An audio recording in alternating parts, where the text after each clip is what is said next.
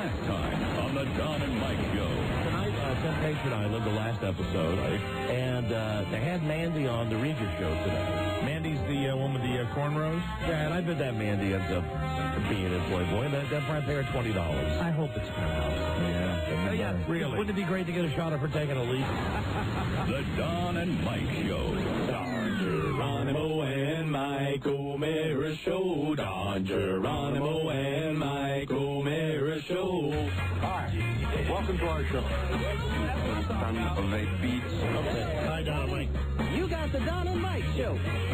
Coming to you live, 4 hours every weekday. From the studios of WJFK, Washington, D.C. Broadcasting nationwide and coast to coast. You can call Don and Mike anytime for free at 877-365-3636. That's right.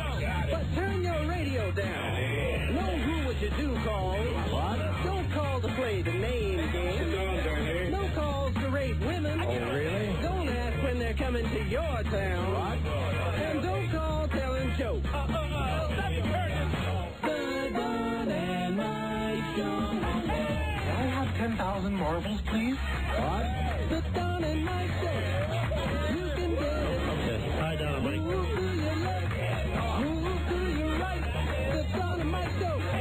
The best thing you're gonna find. The Don and Mike Show. On your radio. What? Get into it. The Don and Mike Show. You can call Don and Mike anytime, toll free at 1-877-365-3636. That's 1-877-365-3636. They're ready to believe you. Okay. Hi, Don and Mike. Hey, Don and Mike, where'd you don't know good fellow book? Everybody loves Don and Mike. It's the Don and Mike Show, and they'll say what they wish. Where else would you rather be than right here, right now? What can I say? He will not be the guest on the show later today when we talk to the guy from Jesus.com. No, he never talks to a competitor. Which tells me the guy who's going to be phoning us later is an imposter because, ladies and gentlemen, this is the only true son of Christ. Here. Philip Hochberg. Ladies and gentlemen, please welcome Rob Spiewak. Take it away, Rob. He's the son of a carpenter. I'm Rob A. Rob Spiewak from the Don and Mike Show on WJFK, and I want to know, are you ready to help our team do a big win over the Giants today? What do you say, fans? Rob Spiewak. Hey, listen. Right? That was his occupation, right? Hey, rabbit. If he was a carpenter and I was a lady, Rabbit. rabbit. Right. First day of March. You know, Phil left me a message this morning. Really, what did it say? Actually, it was for our newsman. He wanted to know, hey, Buzz, you got any good weed? And good afternoon, Mr. and Mrs. Hibosity and all the ships at sea. Hey, it's bad, but it's the best there is. The Don and Mike Show. Okay, thank you. Thank you, Rob, and hello, and thanks for listening, everybody. As Rob mentioned, rabbit to you. It's a new episode on Thursday, March 1st. Thursday. Phone number same as it ever was. So does it ever work? 877-365-3636. Welcome to my world. That's 877-365-3636. Won't you come on in? Yes, come in, please. And if you want to get buzzed at any time, Miracles, I guess. 1-800-GOT-WEED. And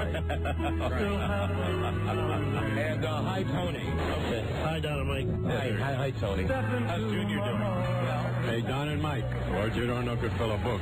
There you go. Leave your cares behind. Leave your cares behind. 877-365-3636. Oh, and remember, please, that all of it is built with you in mind. Built with you in mind. Built with you in mind. Okay, the show is on the air. I could talk about a couple of things that are upsetting me. Temptation Island. I would talk. You were disappointed? At length about that in a moment. How can anyone be disappointed? But I tell you about the computer situation here at the station. Meltdowns? Well, you got nothing on your computer right now. I know. Take a look at it. Oh, my. Oh, man. Totally blank. But there's more to France, has that been a blank screen the whole time since I turned it over for you to see it? Yeah, what, did you have a good screensaver today? I had a great screen. Well, turn it back on. And I do have a bitch about the station's computers. Okay. Oh, God. There it is. Sam, I was wondering why there was absolutely no reaction. You were looking at a blank screen, and now you see that it's filled with you. Oh, God. With a very young you. Yeah. There you go. Where did Lisa find that picture? I have no idea. All I know is there was a screensaver here, one of the best ever, and I decided to wait until the last second to turn it around and show you. You know, I share those with you usually very early. And now the better ones I should wait till we actually get in here. But anyway, the computers are screwed up. I'll tell you about that. But I guess I'd like to start today with my wife. Just very briefly, something about my wonderful wife of 20 years. Very good. Who has found a way, God bless her, to ruin a weekend before the weekend has even happened. Are you talking about this coming weekend? Yes. Now, it's Thursday, and like most people, I'm already looking forward to the weekend. That's why they call it hump day, because you can start thinking about the weekend. Yes, right. I mean, 2 days of respite. You kick back. Saturday's my day. I'm not on the diet. I can have a drink. Well, I got the news that would just put daggers in your heart when she informed me today that the Stevens are coming over to dinner on Saturday night. I admire you. Yeah. Ken and Roz. Oh, how do you do that? And baby Douglas. How do you do that? The entire Stevens clan coming to my home on Saturday night. And I said to her, why'd you do that? And she said, I like them. And I said, does she know that things are not well? I don't know. Wow. Well, I think it's good, though. I mean, if you can tolerate it, it'll build some bridges. It'll be an experience. Oh, my God. All I know is that now my weekend is totally ruined, and it's only Thursday. Get them all liquored up and get some promises out of them. Oh, and write them down. Write down all the promises. He's given promises before when he's been liquored up, and it means nothing. All it means now is that basically my weekend really is not going to start until probably about 11 o'clock on Saturday night when they leave. Wow. How many hours you figure? I figure they're good for at least 4. Oh, my God. I mean, they've been to our house before. Right. They're not a 2-hour couple. Well, there must be a little of you that likes it because you wouldn't do it otherwise. I have a choice? Well, I mean... my wife is friends with his wife. Right. They live in the same area that we live in. Right. What am I going to do? She said, hey, I invited Roz and Ken to come over. What am I supposed to say? Call the phone and say, no. Tell my boss I don't want him to come over to dinner. I mean, you can't. Yeah, once you're in. I'm in that unenviable position. It's like... Did she consult you before she spoke to... She claims she did. Yeah, I would think she would. Well, she claims it's one of those things that she asked me and I said yes to, but it's like she asked me 2 months ago. No. And you're the same way as me. If there's something bad that you have to do, and someone says to you, if it's December, and they say, hey, I'm thinking about asking Ken Stevens to come over for dinner in March, right. You say, yeah, you know what? Sure. Go ahead, do it. Well, I've gotten better at that over the years. I've gotten better at the foresight, as far as, hearing something. You're not good at the foresight as far as socially, because you'll hear that and you'll just go, yeah, not knowing. I do it all the time. You do it, you do it with us sometimes too. It's kind of like the traveling thing where you'll go, yeah, that's fine. And then the day comes and it's horrible. You do the same thing. So she probably said something to you back before Christmas, and you're like, so yeah, no problem. And then the day comes and it's like, I can understand that, and it's horrible. Yeah, Jesus. Now I'm just, I'm breaking into a cold sweat already thinking about it. Ding dong. The Stevens are here. Will you be enjoying your one drink prior to their arrival or when they arrive? This is something I thought about. But I'm not sure. Mm-hmm. I'm not sure. I think I might have to save the drink for when they get there. Right, yeah. I was discussing that also. Or maybe sneak another one. Thinking about... Sneak another 8. Thinking about my strategy for my drink on Saturday. Go down into the storage area. Has the size of the drink been predetermined? Better make it the size of a bucket. Well, I got those with eggs on top. I got those big-ass martini glasses. Might be good. So I plan on making myself a super-sized one. Fantastic. On Saturday night. Save the calories. Leave out the 5 olives. Maybe I'll just have it in my hand as Just drink it all at once. Well, hello. Right as I open the door. Hello. And, listen, don't get me wrong. She's a very nice woman, actually. And their kid is very nice, well-behaved, brilliant, sweet kid. He's got the little 666 on the back of his head. She's terrific. But he's the one, the jackal is the one that I'm not looking forward to sitting down with. I know. For 4 hours on Saturday night. But he gets loopy. That's one good thing about him. He'll be off in Never Never Land quickly. He enjoys a taste of the grape like anybody else. Yeah, and he likes the real hard stuff. Does he really? Yeah, like the bourbons and the whiskey and stuff like that. Good. You know what would be fun? What? Would be real fun is if you slipped him a Mickey. Gave him some of that date rape stuff, and just... I don't want to have sex with him. Well, he could be in that condition that the guy is that calls our show. The guy where his muscles started to melt. I don't have some kind of medical failure. He'd be laying on the floor. Liver failure. Imagine that. I go down to the basement, and Kent just laying on the floor in a fetal position. He's barely coming out of his mouth. Quivering. Help me. And I just go... You grab a bottle of wine and go, hey, this looks good for dinner. See ya. Shut the door. Come upstairs. Hey, where's Ken? He wandered off. I don't know where he is. Oh, my God. Ken's taking a fall. Dial 911.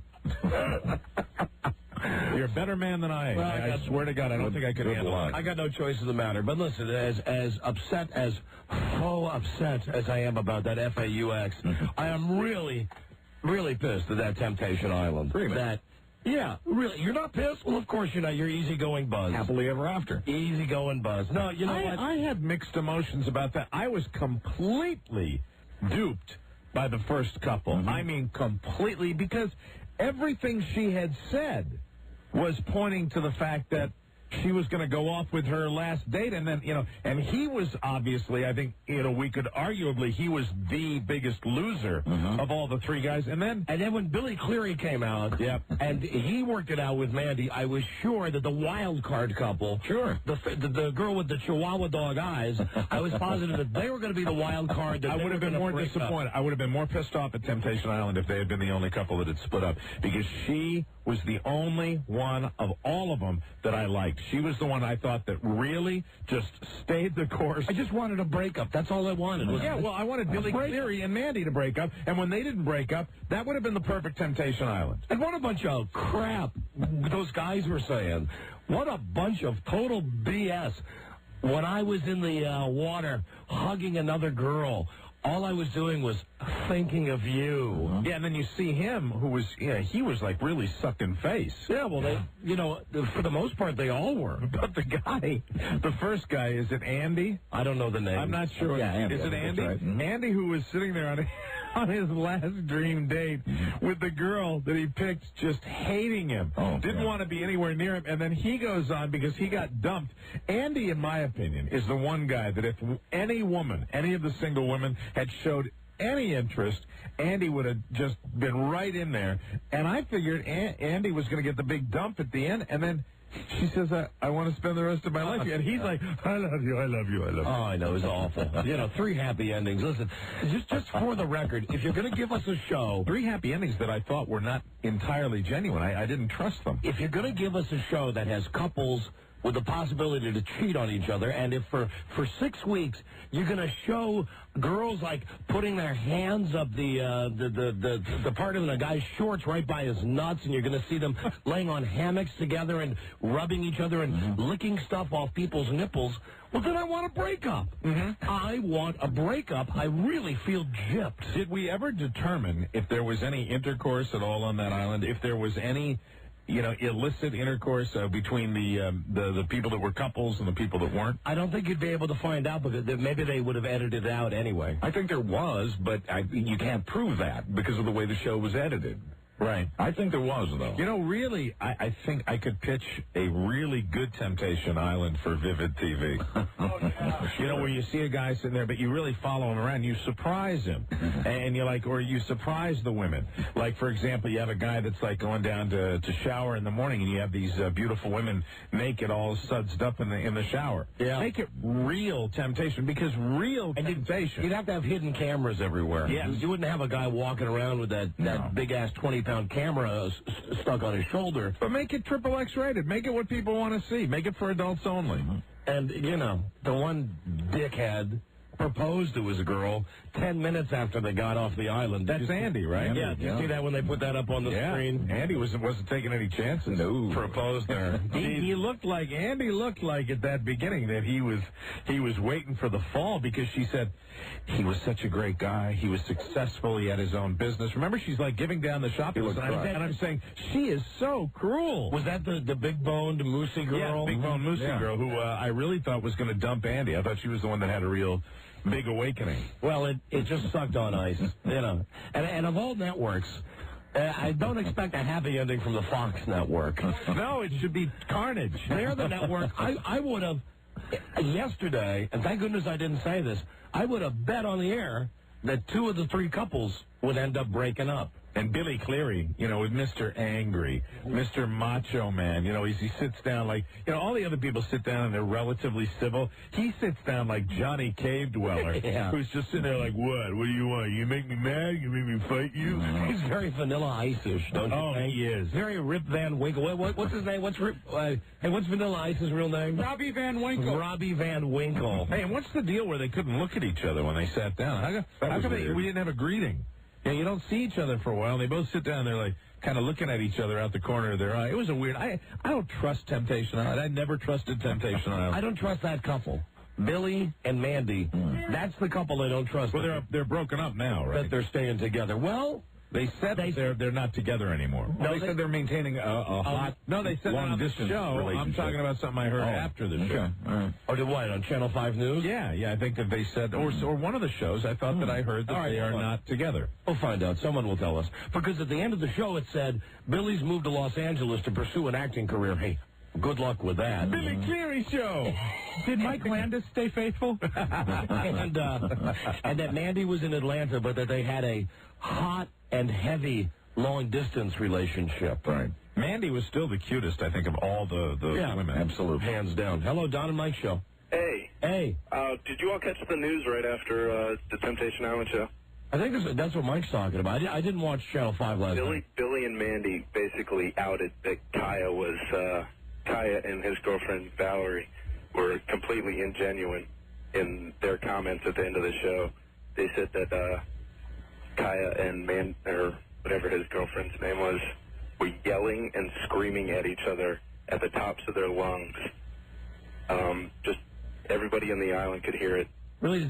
Does anybody have a tape of that from Channel 5 last night? I'd love to hear exactly what those two knuckleheads said. They weren't. I kind of, watching that Kaya guy, even though they did show him sucking face a little bit, I always thought that Valerie, his girlfriend, might have been a beard.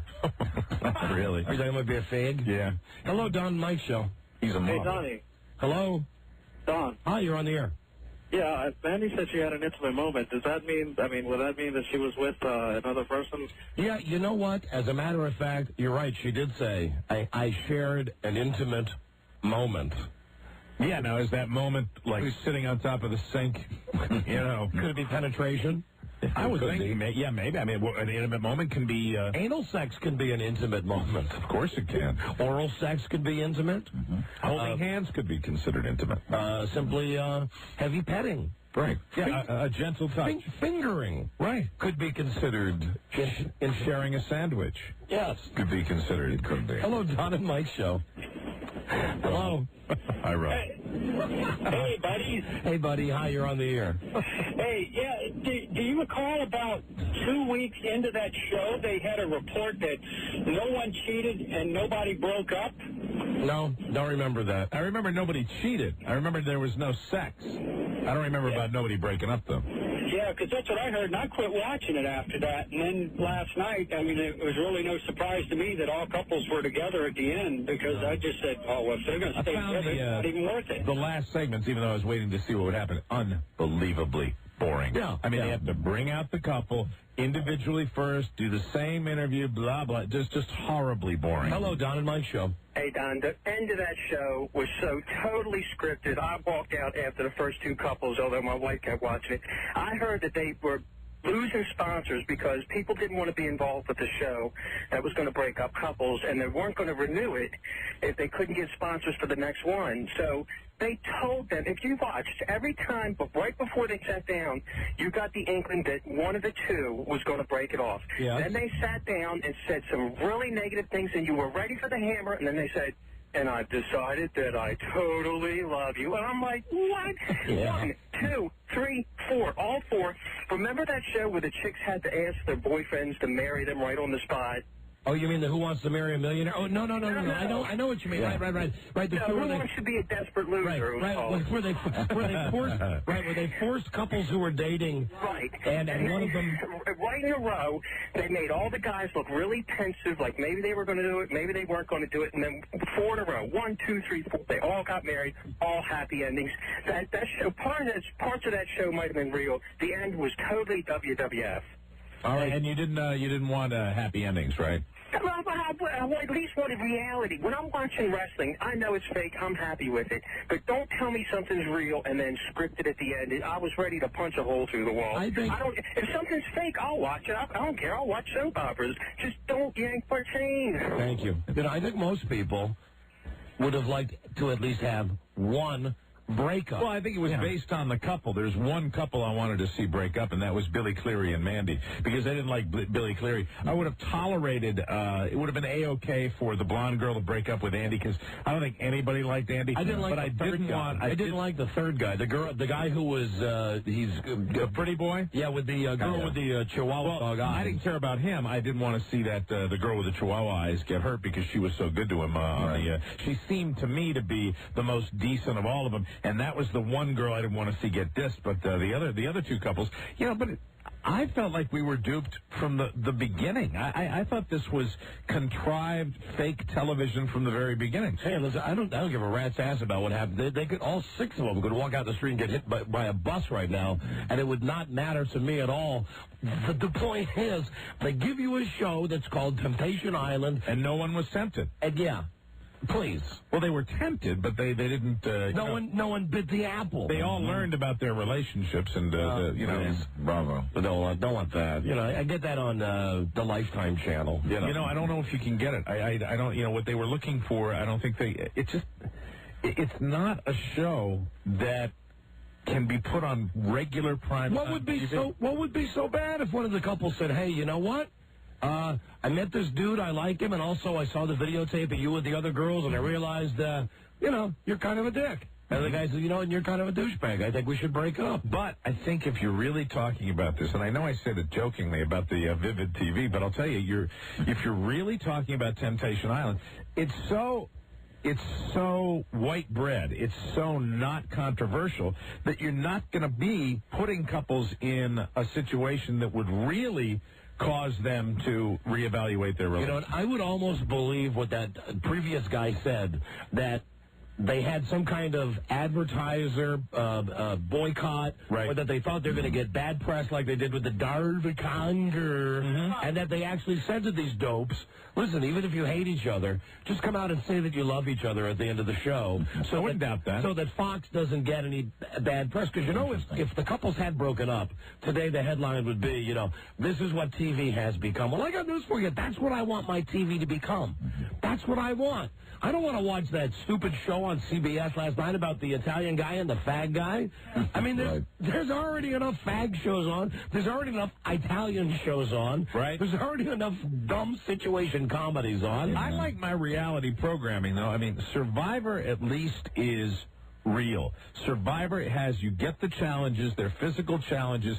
You don't have that room for fudging, which we ought to know on this show more than anybody else, the people's ability to pass along the truth when it comes to their relationships doesn't exist a lot. It really doesn't, especially when you get people in the public eye. Well, then at the very least, next time the Fox should hire you and me to be the host, we'd be able to find out, who's lying and who's not. Yeah, absolutely. And then there'd be a real challenge. It's like, see that island 400 miles across the bay? Swim to it. Hello, Don and Mike Show. Hi, how are you guys doing today? Hi, we're doing great, thank you.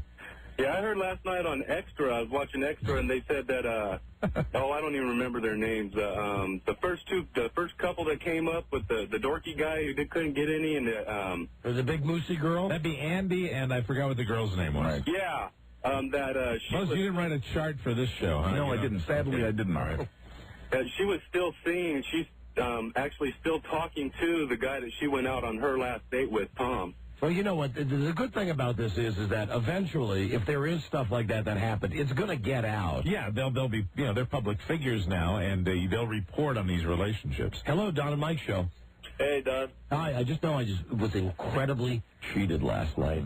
Cheated by Fox. Well, you were into it. You were into it more than I was. I thought the show was kind of a sham all the way along. Yeah, but you watched it. I watched. So you invested the time in it, which is what... I watched the last episode. I didn't watch the two before that. You did watch it at one point, though, because I remember we had... I watched it at the beginning, and then I didn't watch the middle. We had that argument when you were saying how much you hated it, but you were watching it. See, and then I guess you really didn't like it, right? Because you really didn't watch it for a couple. No, I felt duped. I felt like it was a scam. I felt like they couldn't really get the honest reactions of people. Hello. I didn't like Billy Cleary. Got him, Mike. Hey, Don, what's up? Hey, buddy. But I didn't like Billy Cleary in the kind of way that I did like Billy Cleary.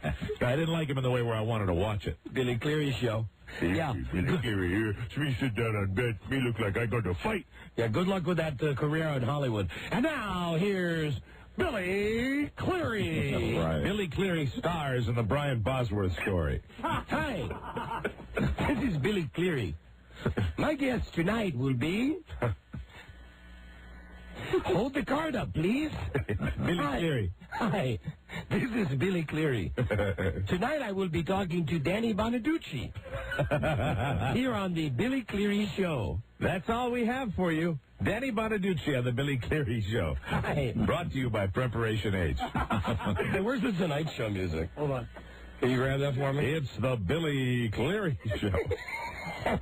Yeah. Load it up there, Robbie. I'll be your announcer, and you be Billy Cleary. Okay, hi, what can we do for you while we're getting this music loaded up? Two things. First, Billy's definitely the kind of person that goes, hi, I'm Billy.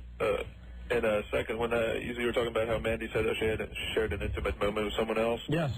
While she's saying this, they showed a little bubble picture, and she's kissing a guy. So I think that's what they meant by that. No, she did more than that with that guy. Oh, she had her foot going up that guy. They showed an episode where they were on a hammock. More. And at the very least, she gave the guy a foot job that she had her foot going up his shorts. Like this. Yeah, she did. While they were on a hammock. Okay, you ready? Yes, I got it. Billy Cleary Show in 3, 2, on air. From Hollywood, the Mallet Show, starring Billy Cleary. This is Joe Rocket, inviting you to join Billy and his guests, Danny Bonaducci, Bob Denver, and Governor Jesse Ventura. And now, here's Billy Cleary. Hi, everyone. This is Billy Cleary. Perhaps you remember me from Temptation Island. Watch my show, or I will get mad. Tonight on the show, my favorite guest, Danny Bonaducci. I know we've had him on every night, but I love him. Who else was on the show? Bob Denver. Bob Denver. I love Gilligan. And I have bad news, Billy. What is that, Ed? Governor Jesse Ventura has canceled. And now, just like Johnny used to do, I was supposed to pick my nose on cue, where Johnny would do the golf swing. Yeah, you'll pick it and flick it on cue. Billy Cleary. Hi. This is The Billy Cleary Show. Yeah, good luck with that showbiz career. That'll happen. Hello. Do you suffer from athlete's foot? Yeah, it'll be all ads like that. Tenactin. I think I got something for you. Hold on a second. Maybe here's a message from Billy Cleary. Sponsor this. Hey. There you go. Hey there. There you go. Hey now. www.egars.com, hottest cigar site on the planet. They sponsor our on-air farts. Hello, Don and Mike Show. Yeah, Don and Mike. Yeah, we are. Hi. Did you see the fag host crime? They interviewed the first couple. Yeah, you know, I don't know who I hate more, if it's the host of Temptation Island or I like the host of Survivor. I like the host of Temptation Island. I'd like him to be I'd like him to be my friend. And he was also doing the Chuck Woolery watch thing. Yep. I don't know if you caught that or not, but he had some big, expensive watch. Was it with his eyes, you know, those kind of baggy basset hound eyes hanging out of his head? Mark Wahlberg. And in almost every shot, when he was interviewing the people before they sat around the bonfire, he managed to work the watch in much the same way that the Chuckster used to. You could actually do Temptation Island on Showtime or HBO. Yeah. You wouldn't have to go all the way to XXX. You just put it on late night. You're right. And you could have it on... you know, on one of the major cable networks. I did watch a great show on HBO last night. It wasn't real sex, okay, but it was a show about orgasms. Really? Yeah, it like was a medical show. No. On the top of the screen, you know, when you turn on DirecTV, when they give you the title on the top, it was like HBO sex something or other, and then a colon. A colon, like a real colon? No, you know, a dot, large intestine, orgasms. Oh, all right. And they were interviewing some guy, some Japanese porno director. Really? Who had directed, I think, over 1,000 pornos. He's the most popular porno director in Japan. And he makes 2 movies a month, and that he never really got what he was doing until he figured out what it feels like for a woman to have an orgasm. And then I flipped around because I was bored because it was like he was sitting there going... And then the announcer was saying, I have studied many of the orgasms, and now I realize that the key to having the orgasm was it one of those things? So I flipped by that, and I go back a couple minutes later, and it's all these housefraus sitting around the table. If anybody's seen this show, fill me in on this show. They're sitting around a kitchen table with a sex therapist, and each of the girls has a gigantic dildo in the middle of their dinner plates. Wow. And the sex therapist is instructing them in how to properly not only J.O., right, but also oral, how to give oral. Wow. And now that's better than one of your pampered chef parties. For about 5 or 6 minutes, I'm just sitting there riveted watching these housefraus go to work on these dildos. Well, what guy wouldn't be? And I mean, she was showing, no. Don't rub it like that. Rub it like this. Try the motion like this. Try the motion like this. And then they went out to guys on the street and asked guys on the street what they wanted from a woman when a woman is giving them oral sex. Oh. So they're like, wow. They're like talking to homeless people on the street in New York, and the guy, and one of the guys says, when I'm with my woman, she just ignores the shaft. I'd like her to pay more attention to the shaft. That's gross. Yeah, I know. I'd run for my life if somebody asked me that. What a great show it was, though. Oh, you my didn't call. God. It was a really good show. Wow. And again, I don't know the name, but it was something HBO, something orgasms. But were you oogied out a couple of times when you bailed out? Is that why you bailed out? I only bailed out when the Japanese guy was on because I was bored. Right. And I also discovered that when you buy a porno in Japan, they're not allowed to show pubic hair, for one thing. Yeah. Yes, well, of course you would know that, Buzz, king of porno. How did you know that? And they were showing in the many videos that this guy has directed, that Mr. Maggi has directed, that they would pixelate over the genitals. Oh, really? So it's not, so they don't really show the whole thing? They show it, but it's pixelated. Oh, okay. It's like you see what they're doing, but you don't explicitly see what they're doing, because that's the rule in Japan. Well, that's not fair. And that's why you and I will never be going to Japan. Hello, Don and Mike. Hi, this is Meredith. Hi, Meredith. How are you? Fine. I just wanted to let you know that it's Real Sex. It is the Real Sex TV show. Oh, it's running right now on HBO. The one with all the housefraus sitting around with the dildos on the kitchen tables? Do that. You can't. You have to use. I had to delete that out. You got to say BJ or oral. Practicing giving oral. Right. But then why were how to give a condom with your mouth? I saw that where she was showing the girls how to put a condom on with their mouths. Yeah. Now, there's a skill. But if it was just about BJ's, how come the girls, all these housefraus, were sitting around this dining room table just massaging the dildos with their hands? I guess it's a combination hand and oral. Okay. Wow. In case the oral is Not so good? Fascinating. Yeah. Great show. Thank you, Meredith. You're welcome. Are those parties that are given in every neighborhood? I don't know. Hello, Don and Mike show. Hey, Slims, what's up? Hi, buddy. It was like a Tupperware party. Fantastic. Hey, did you watch it any further in the show? They had that guy that had the electronically stimulated the C rings and everything like that, and that chick was getting off that way. No, the last segment that I saw was the dildo party. You know, real Oh, you should have watched it further. It was even more better. This guy invented a chair that these girls could sit in. It props their legs up, and something comes from underneath and gets them in the no spot, and it's all electronically stimulated and everything, and they had the girls sitting in there. Damn. I'm telling you. Isn't real sex, a lot of the time, 50% of the people, though, are kind of hideous? Kind of butt ugly, like when they go to Europe and they go to one of those sex clubs or something like that, and you see all these, like, pasty people. None of these housefrows who were doing this dildo drill, right? You know, you wouldn't want them to wrap their lips around you. I mean, these women all really needed the practice. I mean, they all had big, gigantic teeth. Oh, really? They were looking at these things like, well, I guess that's why my husband doesn't like it when I do it. And they all didn't have the southern accent. Right. So they're all sitting around the table, trying their hand at it, or their mouth at it. Hello, Don and Mike show. Hello? Oh. That's going to leave a mark. Hello, Don and Mike. Don and Mike, good afternoon. Hey, buddy. Hey, Buzz. Hey. Hey, do you know what kaya means in Jamaican? What is? What kaya means in Jamaican? No, what? Means we. Really? I didn't know that. Get out of here. Get off the phone, please. Hey, you learn something every day. Hello, Don and Mike show. Hello. Hello, Don. Yeah. Hi there, Don and Mike. Hello, Don. Hi, yes. Yeah, this is Daryl. I'm from Alexandria, and I've watched these shows plenty of times. You should invest a little bit more time in them. Some of them are a little bit crazy. All right, great. Thank you, Daryl. Okay. Thanks for the update. All right, Daryl, the storyteller. Hello, Don and Mike.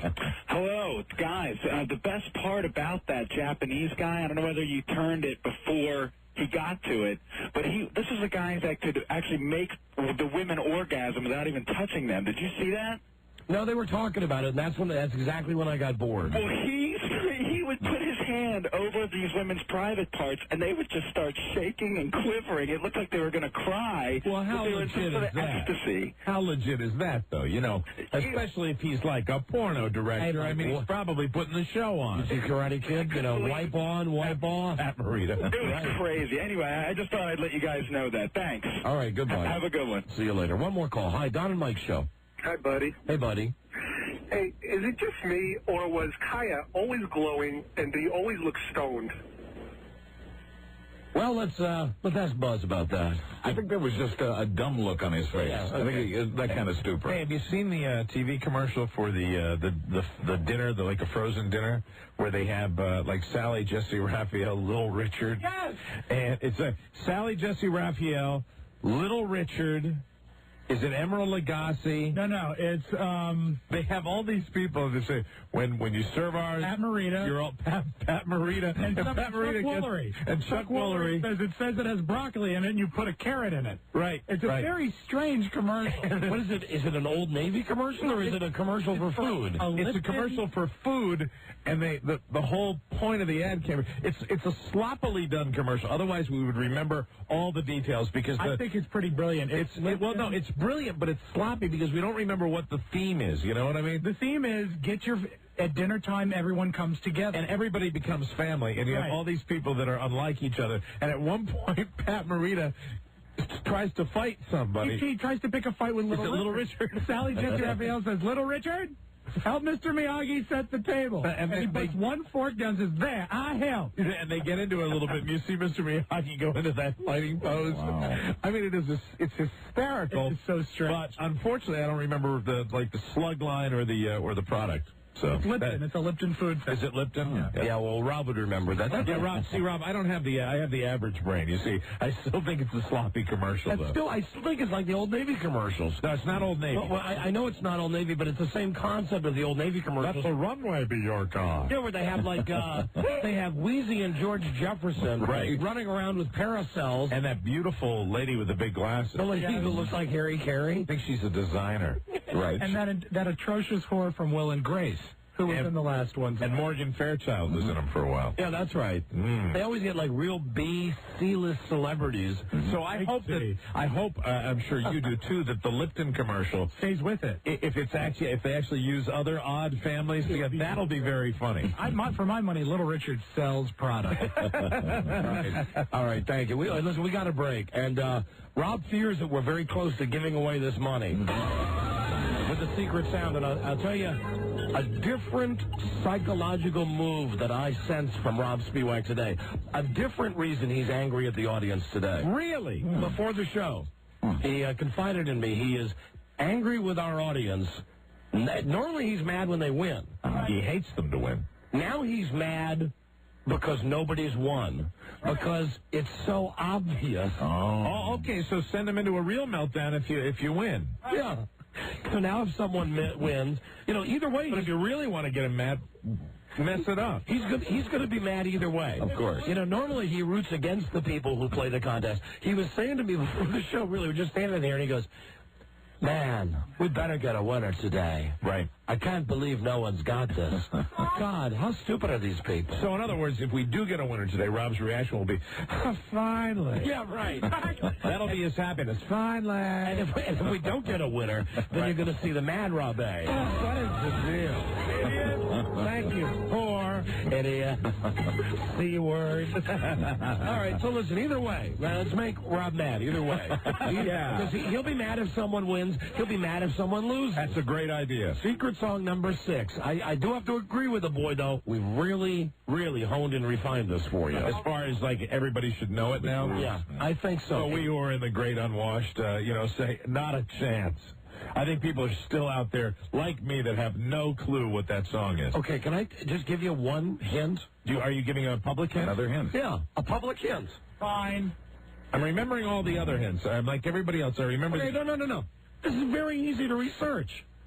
The songs that you are thinking about here to be the secret song, it's 1 in 10. Mm-hmm. Go do a search on AskJeeves.com and find out the songs from 1970 through 1979 that won the Oscar for Best Song. I don't think I want to do that, though. Why? I don't think it's pure.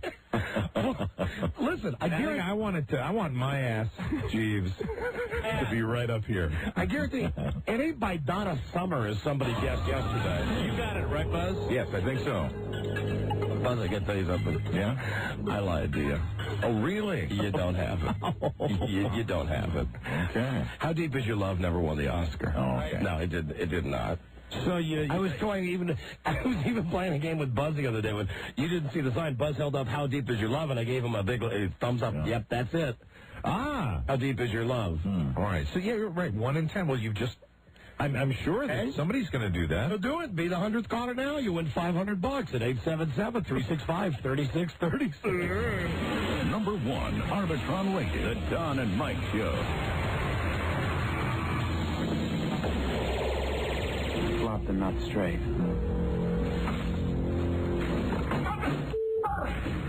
You mother! That is it! That's it! What the you talking about that? To take it out, eh? Yes! No more! No! Not tonight! This son of a bitch all night, he tripped me! Well, you feeling satisfied now, Teddy? Because I can go on busting you up all night. Yes! He beats me. Straight up. Pay that man his money. clown porn aficionados, Don and Mike. A Vegas Style Show next Tuesday, and I want to mention this. With apologies to everybody that tried to come to our last show at Lake Tahoe. Yes, we're not going to have any of these problems. Tuesday night, if you live in the D.C. Metro, we're going to be in Fredneck, Maryland. We're going to have big fun. You're going to be at Club Exhale with a whole wacky crew, including Dennis and Tom and Homo Joe and Mr. 40. Cheryl the Big Dyke coming up? I'm pretty sure she is. Good.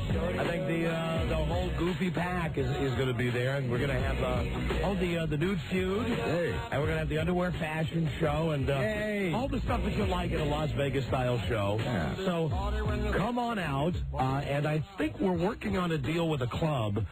You know, it's been so long since we've done a Vegas style show in the D.C. Metro. Right. And the people of D.C. just again yesterday gave us beautiful #1 ratings, and we say thank you. Thank you. I think you and I are buying the first drink for everybody. Well, it's deserved, so come on up and have one on us, and we'll let you know the details about that as soon as we get them. On Tuesday night. So come on out. It's Club Exhale in Fredneck, Maryland, and we hit the stage Tuesday night at 9 o'clock. All right. And don't cost nothing to get in, of course. Hello, Don and Mike Show. Am I calling 100? Yes, you are. Outstanding. Outstanding. Yeah. What's your name, my friend? Andy. Andy, where I think we got a winner here, Don. You think so? Oh, yeah. I'm calling from Fairfax. Beautiful. He's got that sound of confidence. Yeah, but Billy Cleary has that sound of confidence. You're right. I could be wrong. Hey, I have that clip from the Fox News afterwards, too. Oh, well, let us hear that before we play the game. Sure, go ahead, play it if you've got it. Okay, hang on one second. Great. He might have been calling on a different agenda. I might be wrong now. Hello, this is Billy Cleary. Hello, I am Billy Cleary. Please join me tonight when my guest will be Burt Ward, who, of course, is Robin the Boy Wonder. Doing vacation to Belize, to Central America. Now, 6 months later, the pair recall their adventure. We decided on the plane, let's not be whiffs about it, man. Let's just do it. Let's play by the rules and just do whatever. And so they did, but it almost got ugly, especially when each watched videos of the other on their date. I can't even understand this. No, and he's like playing it from the very beginning. I don't know what... Hello? That was from the beginning. Okay, well, just hold off on the tape for a second. Maybe that was a mistake. Hold off on the tape. We'll let you try to win the $500 now. Secret song number 6. Turn it off, please. Thank you. Secret song number 6. We've laid out an intricate roadmap for you. Just give us title and artist, and you're going to win $500. Please don't answer till Mike sings like Judy Garland. And we wish you Godspeed. Caller, name this secret song. See, Buzz, how could you think that was How Deep Is Your Love? I have no idea. How Deep Is Your Love is a slow song. Down the clues. If we do have a winner, the money is courtesy of Main Street Title. Somewhere over the rainbow. Yeah. Yeah. You have to see the visual. Yes, I know. That goes along with, because damn it doesn't work on the radio. What you had was the spazzing out, filled up, boozed up Judy Garland there. Absolutely. Maybe I'll do it at the Las Vegas style show. Yes, you know? please. Hey, all right. Hey, for $5, give us title and artist. Was that The Way We Were? Marvin Hamlish, Alan Bergman, and Marilyn Bergman? The Way We Were was by Barbra Streisand. Not according to the Academy Awards. I told you this guy was like Billy Cleary. He is a dummy. I thought, it was just dumminess that I thought title was and artist. The Academy Awards, the composer, so he's crediting the composer because I bet you're internet savvy, aren't you? You see, it is title and artist is what we asked for, but I mean, you're wrong. But besides, that's been guessed anyway. Right. It's already been guessed. But you're clever. Thank you. Okay. Hold on, and don't forget that every guess is a clue for you. Thanks a lot. So now, why are you mad now, Rob? I don't know. Oh, Rob. I am really Rob, mad. be mad. I'm right with you. I'm with you on that guy. First of all, he played the clip wrong. He was bad fidelity. He was smug. Right. It was wrong. It was guessed in the wrong format. It was already guessed. Yeah. Thanks for effing listening. Yeah. Okay, all right. Listen, let me make everybody happy. We're going to bring Lisa in and ask her what happened at the tanning bed today. But before we bring Lisa in to show us her spots, and she actually has, according to her, she told us before the show, giant... polka dots. giant white spots all over her body because she had to rub some kind of lotion on before she got into the tanning bed. We're going to try to find the perfect music. Because we've gotten a few phone calls that folks are enjoying, specifically guys are enjoying the recaps of Lisa's tanning sessions. So you tell me which one of these you like best. I got about 10 of them here. Okay. This is from our Dirty Movie soundtrack. I don't like that one. You don't like this one? Give it a chance. The name of the song is Blow Me Down.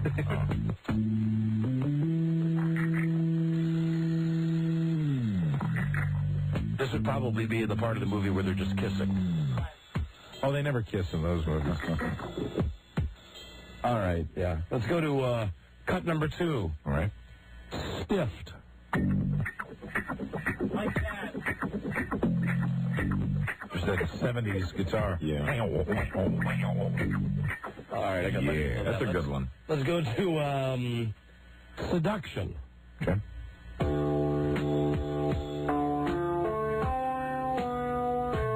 No. Not what we're looking for. Okay. Cut number 4 is Sexercise. Okay. Too wacky.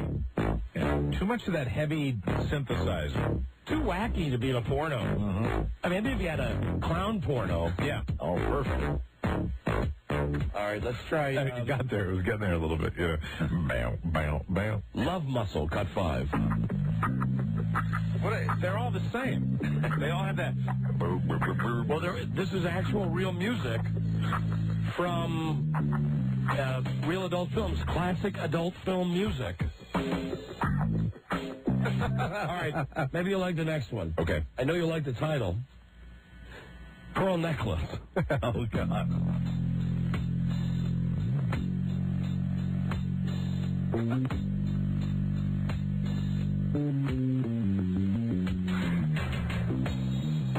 I like pearl necklace. Yeah. I like a pearl necklace. Yeah. I like a pearl necklace. Yeah. Hope nobody takes that out of context. I like to give a pearl necklace. I like to give a pearl necklace. Okay. Let's go to, hey, Mike, I bet you like this one. All right. The title is The Money Shot. That's the name of the song.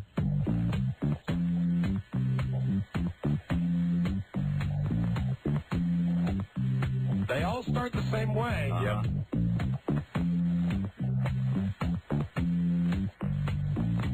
Doesn't it seem like they're all really the same song? They're all exactly the same. No, this sounds like something from The White Shadow. Horrible. Starring Ken Howard as Coach Ken Reeves.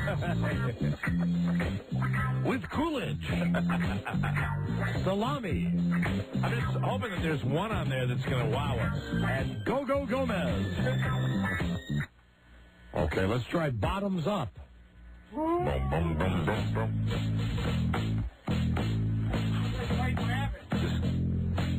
That's right. This could work. One pill. I like this one. It's the best one so far. Really? You think so? Yeah. No. Just because it's different. All right, here's Dr. Sex. I like this. Hello. My name is Dr. Sex. You'd have to have it on reverb. My name is Dr. Sex. Oh, there it is again. Of course. All right, hold on. Let's try Big Top. Big Top.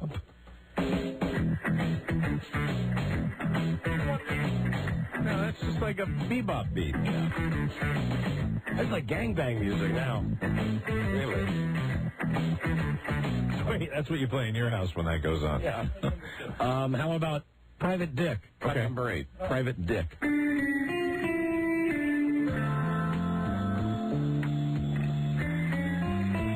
Sounds like music, transition music on the Rockford Files, doesn't it? That's a little different, but it's too normal. All right, there's only one more cut we haven't heard. Hard Times. All right. Wait for it to queue up.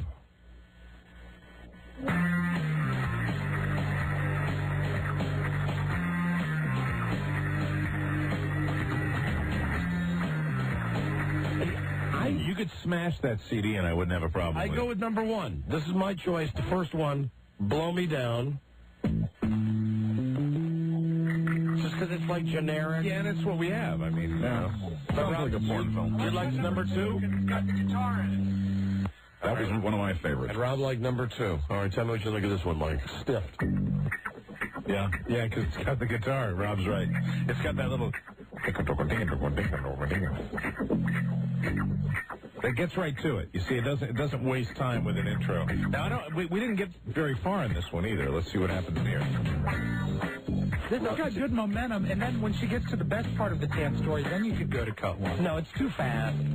I think we should really go with Blow Me Down. Oh, Blow Me Down's boring. BMD? They're all bad. I think we agree that they're all really not that good. You want the other volume? Didn't we have... Is there give me another volume. Yeah, absolutely. This is volume 2. Wow. Yeah, give me volume 1. I seem to remember we played this CD, maybe the other one, and had ones that we liked a lot better. All right, hold on. It's too much of that. All right. Here you go, volume 1. Debbie Does Dallas. All right.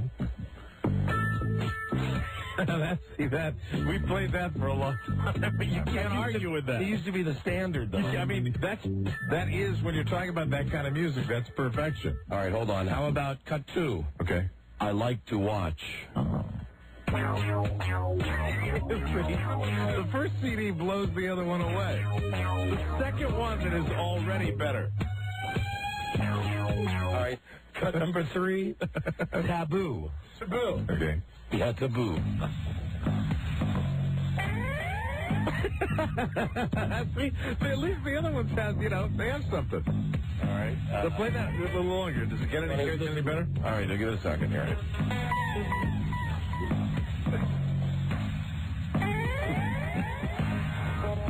I think that's it. All right, how about Behind the Green Door? Okay. Cut number 4. Behind the Green Door.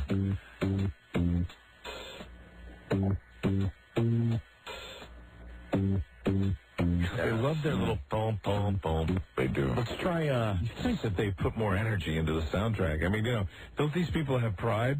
Seika's Fantasies. Okay. What's this?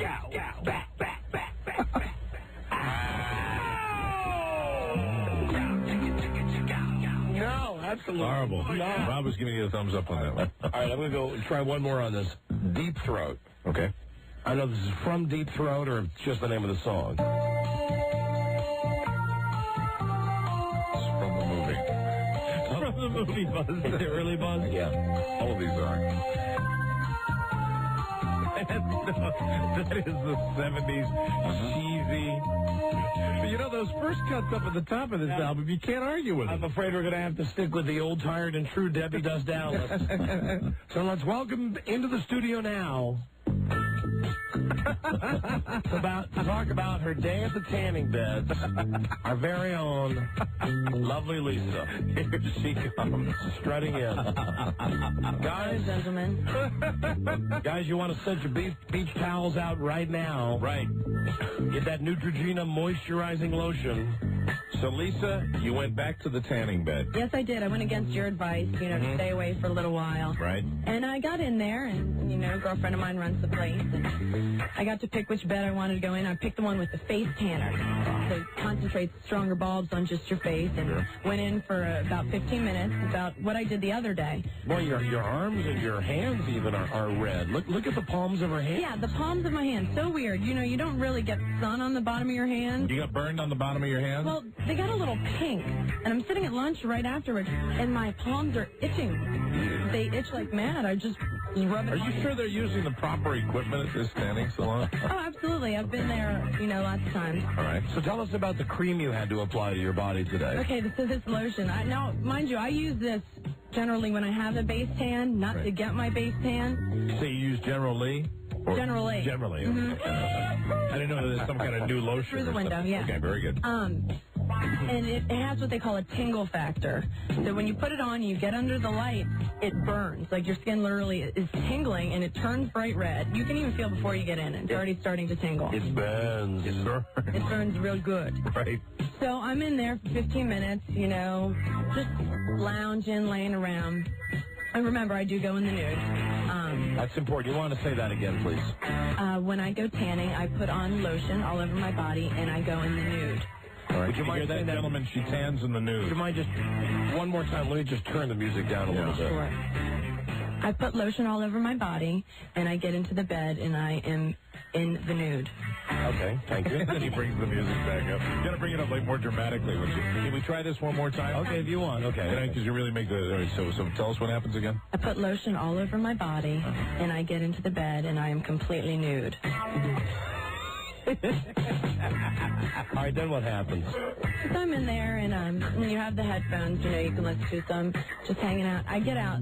You know, it's kind of like an alarm clock. The lights go off, and you wake right up. I get out, and I look in the mirror. Now, you can see clearly where you missed spots. I've put lotion. I think I'm coating everywhere, you know. I'm doing every which way around my back, trying to cover my back. I look on my forearm. I missed a huge spot on my forearm, and it's started to fade a little bit now. A huge white spot here. On my legs, in my bikini region, missed a huge spot, no lotion. Down by your genitals? Well, you know, which would be, you know, the bikini area, like if you were to get a bikini wax, you know, in that area. Right. By your gens? Oh, sure. Okay. So big, huge white spot. On my back, oh, sure, you know, I'm trying to reach around and can't get a huge white spot on my back. My cleavage did red. Right. A little more. Right. Well, here we go. We're going to get a nice little peek of that. It's very red. Look at that. When she puts her finger on her cleavage, it's almost like someone with a sunburn. You can actually... So do you feel burnt? Oh, my God. Look at how red her stomach is. That's very burned. That's very burned. And it doesn't hurt. I mean, it's to the touch. Also, right underneath your eyes, your cheeks look like they're burned. Yeah, that's right there. The special face tanner. Damn, your stomach is absolutely burned. Yeah, it doesn't hurt. I mean, do you burn when you go to the beach? Well, that's what I'm trying to work at now, you know, to get my base tan. But generally, when I go to the beach, I will burn and then tan. Right. So I'll be red for a couple days, and then it'll start to fade, and my tan will come in. Are you going again tomorrow? Please? Yeah, sure. Because we need an update. Yeah. Okay. And there are a lot of people listening that need an update. Okay, so we'll have Chapter 3 tomorrow. Very good. Sure thing. All right, thank you, Lisa. Thanks, Lisa. Bye. That's Lisa with her tanning update of the day. There you go. She's blonde and very fair. We do that as a public service. Many of our listeners. Yes, and of course, with this crew buzz, she's the fairest of them all. She is. Absolutely. Well, no, you know, Rob's whiter than anybody. Oh, yeah. Rob, you know, Rob does burn. Oh. When Rob goes to the Triple K meetings, he doesn't have to wear the sheet. I mean, he is so freaking white. Hi, look at me. Hello, Don and Mike Show. Hey. Hi there, you're on the air. You guys were talking about the dildo parties earlier? Oh, on the HBO show, right. I've been to 2 of them at my neighbor's house. What are they called? They're called dildo parties. And is it like a manufacturer that sponsors them? Well, it's one big company, and then there are little independent people that sell the stuff, and it's called Tasteful Treasures. Tasteful? There you go. That's what I was looking for. Tasteful Treasures. Well, Tasteful Treasures, and they are definitely that. She comes with all different stuff, all different sizes and colors for girls and for guys. So do you girls sit around and play with them in front of each other? Well, not exactly play with them in front of each other. She calls them units, and she has one unit that has to be 14 inches long. And whenever she says unit, you pass it along, and whoever has the unit at the end of the game gets to keep it and take it home with them. So it's like musical chairs almost, or hot potato. Do the clothes ever hit the floor while you're doing this? Well, you go back to a certain room and you order all your products with her. You go back to the what room? Like a certain room that you designate to order your stuff. You know, it's funny. It must be, it's just my brain making me want to hear things. I thought you said you go back to the stirring room. No, a certain room. Oh, a certain room. Okay. And you order your stuff, and you can test certain products back there if you want to with whomever you came to the party. Yeah, but are those the products that have been to all the parties? No. Well, what happened? All right, riddle me this, Batman. What if you go to one of these dildo parties, and you get one, and you try it out, and then you say, you know what? It's just not for me. What does she do? Swab it off and bring it to her next party? I I never asked her that. I don't know. Really? Isn't it like I know when I've been out... Like, you ever go in, anybody that's selling anything, and you see, like, the samples that they have, they usually get a little gamey after 2 or 3 visits. Yeah, well, I would think after one visit, right, that product would get... She also sells, I don't know if I can say it on the air, the female area, a silicone female vagina for the men. Artificial vaginas? Yes. And are those big sellers? Yes, they are. Are they electronic? No, it's just a silicone little thing that she passed around, and you put KY jelly inside of it, and she had to stick our fingers inside. Is this for your husband or for your boyfriend? Oh, definitely. Why? There are certain nights where I just don't feel like dealing with him, and so he's more than welcome to go.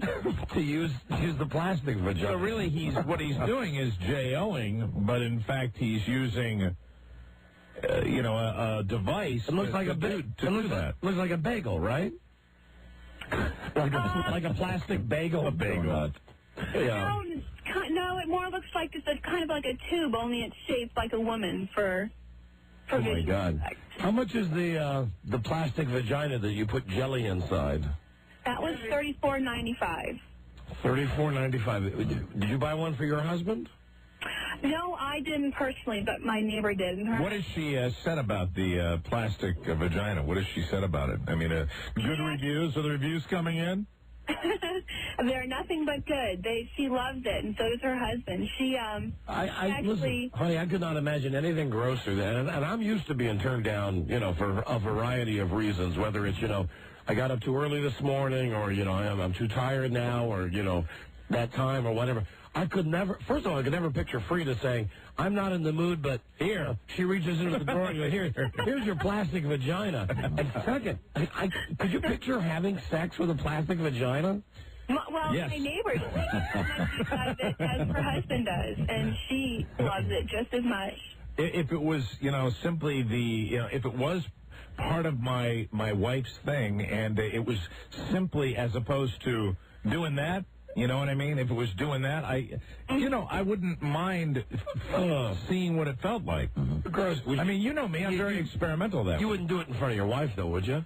I don't know. Like if frankly, I don't know whether I could do it in front of me. If with stuff like that, I would think it wouldn't be any good. If she's laying there reading a book, on her side of the bed or on your side of the bed, you're going to town with the plastic bagel. Very, very hard to do that. But I also think, in my mind, would be it's not like a JO tool. It's really a device that's designed for guys that have never experienced that sensation. You know what I mean? For the Dennis Murphys of the world. Yeah, yeah. And I just don't think if I could get that out of my head, maybe I could use the device, but I doubt I'd enjoy it. But I'd certainly be willing to try. I bet we could buy one for Wendell. Oh, absolutely. I bet Wendell would love it. Yeah. But you know what? I also think that really when you're doing that type of thing that, old Rosie Palm, I think that's nothing better than that, really, if you're going to do that job. All right, that's what's so great about being a guy, is that you really... Hold on a second, I got to say something here. Oh, God. The other thing about being a guy. He's all hot and bothered. What do you think of that, ma'am? Does that turn you on, honey? www.egars.com, hottest cigar site on the planet. 2 great things about being a guy. First great thing, right? And this I mean, the world is your urinal. Mm-hmm. Yes. If you're a guy, right? Seriously, you can take a leak anywhere, anytime, out of doors, any place. Some guys indoors. No, I'm kidding. And second, anytime you need to take care of yourself, you don't need any accoutrements. No, you don't. All you need is, no, you don't. 5 minutes alone. Right. There are things that make it easier. Well, sure, like the items we discussed in the hotel room. Yeah, when we were, calling Hilton and demanding that they leave hand lotion in the hotel rooms. Right. All right, listen, before you go, I have a riddle for you. Okay. Okay, win a prize if you can answer this riddle. What do you call the useless piece of skin around the vagina? This is a joke, isn't it? This smacks of internet joke. No. It's a real riddle. What do you call the useless piece of skin around the vagina? Right. Yeah. The woman. Yeah, there it is. Thank you. Okay, goodbye. Rob, try to get a grip on yourself. Rob, falling on the floor right now, of course. Hello, Don and Mike Show. Call the paramedics. Call the paramedics for Rob after that joke. Look how red his face is. A moment ago I said he's white as a ghost. Now he's beat red. Right. They file that one under Spiewak Classics. Hello. Hello. Hey, you fun ducks. Hey. Quick question. Lane closure. She get the boot? Our traffic lady? No, she did not. She managed to survive the bloodbath at Shadow Traffic. Well, that's good. Good for her. We congratulate her for that. That's good. I listen to her here in D.C., so sounds good. Thanks a lot. All right. Thank you, my friend. Hello, Don and Mike Show. Buddy. Hey, hi. Hey, I got a question for you. Did you just hang on? Hold on. I got two lines together. Hold on a second, please. All right. Go ahead. Buddy. Yeah. I got a question for you. Yeah. All right. You're introduced, Mike's introduced, and Rob Spiewak is introduced in the beginning of the show. Right. But you never say anything about Buzz. That's absolutely right. Hello, Don and Mike. It's not a slight. Buzz is introduced when he does his news. Yeah, right. It's not a slight. You know, we also don't introduce Charlie or Lisa. You know. I mean, it's just the way the show's kind of evolved. It's no slight on Buzz, certainly. Hello, Don and Mike Show. Hi, Don. Hey, yeah. That woman with the artificial vagina. Right. You should ask her, how do they clean those out? I would guess with soap and water. Oh, God. Yeah, I know. It's a hideous... The whole thing sounds just ridiculous to me, but... You know, in a way, it might be less fuss and muss than the other stuff you'd have to bring, like paper towels or towels or something like that. This is so... I'm grossing myself out. I've never used paper towels. You've never used any towels? No. Generally, what I use... Oh, wait a minute. Wait, hold on a second. You've never cleaned up after yourself after that? Generally, I'll take whatever shirt I had on. Oh, God. No. Hold on. It's normally before I'm going to go to work, take a shower. Like, I just take the T-shirt that I have. That is so gross. I'll sop up the leave-ins and then put it in a hamper. Wow. Yeah. Wowzy woo-woo. Why? What's wrong with that? No, it's just different strokes for different folks, I guess. And sometimes I just leave it. I don't believe that for a minute. When it goes in like your bedroom? When it goes on the floor, I do. Oh, my. I do. That's the truth, I swear to God. Oh, my God. What am I going to do, get down the floor and, wipe it up? Boy, well, your carpeting must be like a bed of nails by now. No, sometimes with my slipper, what I do is just kind of like I'm putting out a fire. You know what I mean? I'll just go back and forth in the carpet a little bit with it. Still won't help that bed of nails thing after a while. No, it won't. Hello, Don and Mike Show. Buddy. But most of it I'm able to sop up with a T-shirt. Sop up. Hello. Like a biscuit. Yes, hello. You lucky SOBs. Why? You're the only guys that get to go on the radio and talk about a woman getting naked and rubbing lotion all over herself. Well, we do that as a service to you. And I appreciate it, and that's why I called. All right, Thank you. Bye-bye. Lisa will have another update tomorrow. Very good. Hello, Don and Mike. Howdy, boys. Hey. Don? Yeah. You're missing a point here. What? An important point. What's that? A major point. All right, go. These tools are made not just to get yourself going, but if your wife, your young bride, is too tired, too out of it, too whatever, there's nothing like doing it right in front of them and getting them going. I would think that my wife would be turned off if she saw me using a device like that. Yeah, same here. Freda would puke. You got the wrong women. No, you might have the wrong woman. I know my woman. I've been with her 20 years. She can barely open her eyes when we have sex normally. I don't think she wants to see me having sex by myself. There would probably be comedy value. It'd be like, oh, stop it, put that away. You know what it is? It's like when we did the J.O. contest last year, when we had people taping themselves J.O.ing, when we watched just people's faces. Well, yeah, especially the guys, is one of the funniest things I've ever seen in my life. You know, when we've had shows where we've gotten stuff, whether it's that lotion that you use, the different edible panties and stuff like that, I've occasionally brought some of that stuff in, and it's more of a comedy factor than anything else. But with the comedy factor, it kind of leads eventually, after the comedy and the stuff's out of the way, it can get you going. It can get you started. I guess that is the idea. Hello, Don and Mike Show. Yeah, hey, you pry that thing off Frank Ahern's? Yeah, he could use it. He's got one in his desk. Thank you, my friend. Hello. Here it is. He has the plastic rectum, though. You should be truthful. They used him as the mold. Yeah, they did. Of course they did. All right, hold on. Time out. We got a break. We'll be right back. Number 1, Arbitron rated, The Don and Mike Show. And that night was my son's birthday party. My wife invites the priest. He's always at the house. Hey, Tony. How you doing? Like trim and glaze? Hey, you bless it, I'll eat it. He's not coming. Who? Grandma just called. Started crying and hung up. She needs a purpose in life. Well, your mother is tougher than you think. So what, no f***ing Dee now? Hey! We're here with AJ, Robert Eiler, who did the greatest thing last year by saying, well, you got to say it for me. Oh, come on. I did it once. That's it. Oh, come on, one more. No, because then next year you'll want another one. Absolutely. And another one. I don't have it in me. Got to say it. I can say something else is f***ing it. I like that. How about you never listen to the f***ing Don and Mike show? You never listen to the f***ing Don and Mike show. But you could listen to him on f***ing NEW every night. You can listen to the f***ing NEW every night. Thanks so much for your time. All right, thank you. Just like 4 solid hours of prostate manipulation. The Don and Mike Show. Right. Oh, yeah. Hello there, Don and Mike Show. Hello? Yeah, hi. Hi there, you're on the air. Hi, how are you? Hi, we're doing great, thank you.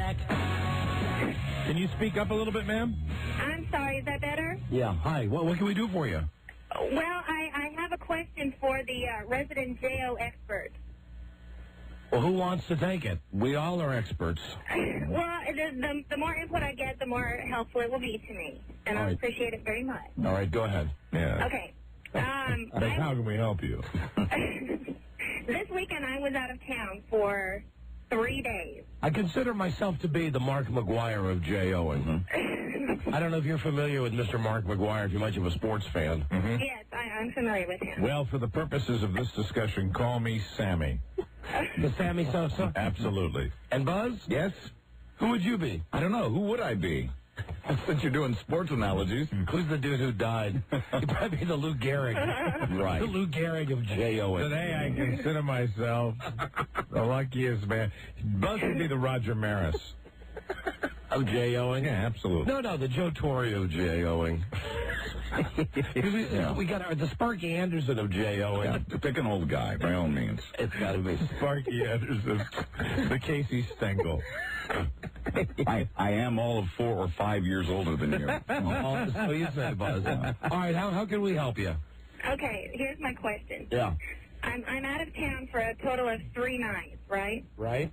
And I come back, and my boyfriend and I, trying to reunite after the weekend. Mm-hmm.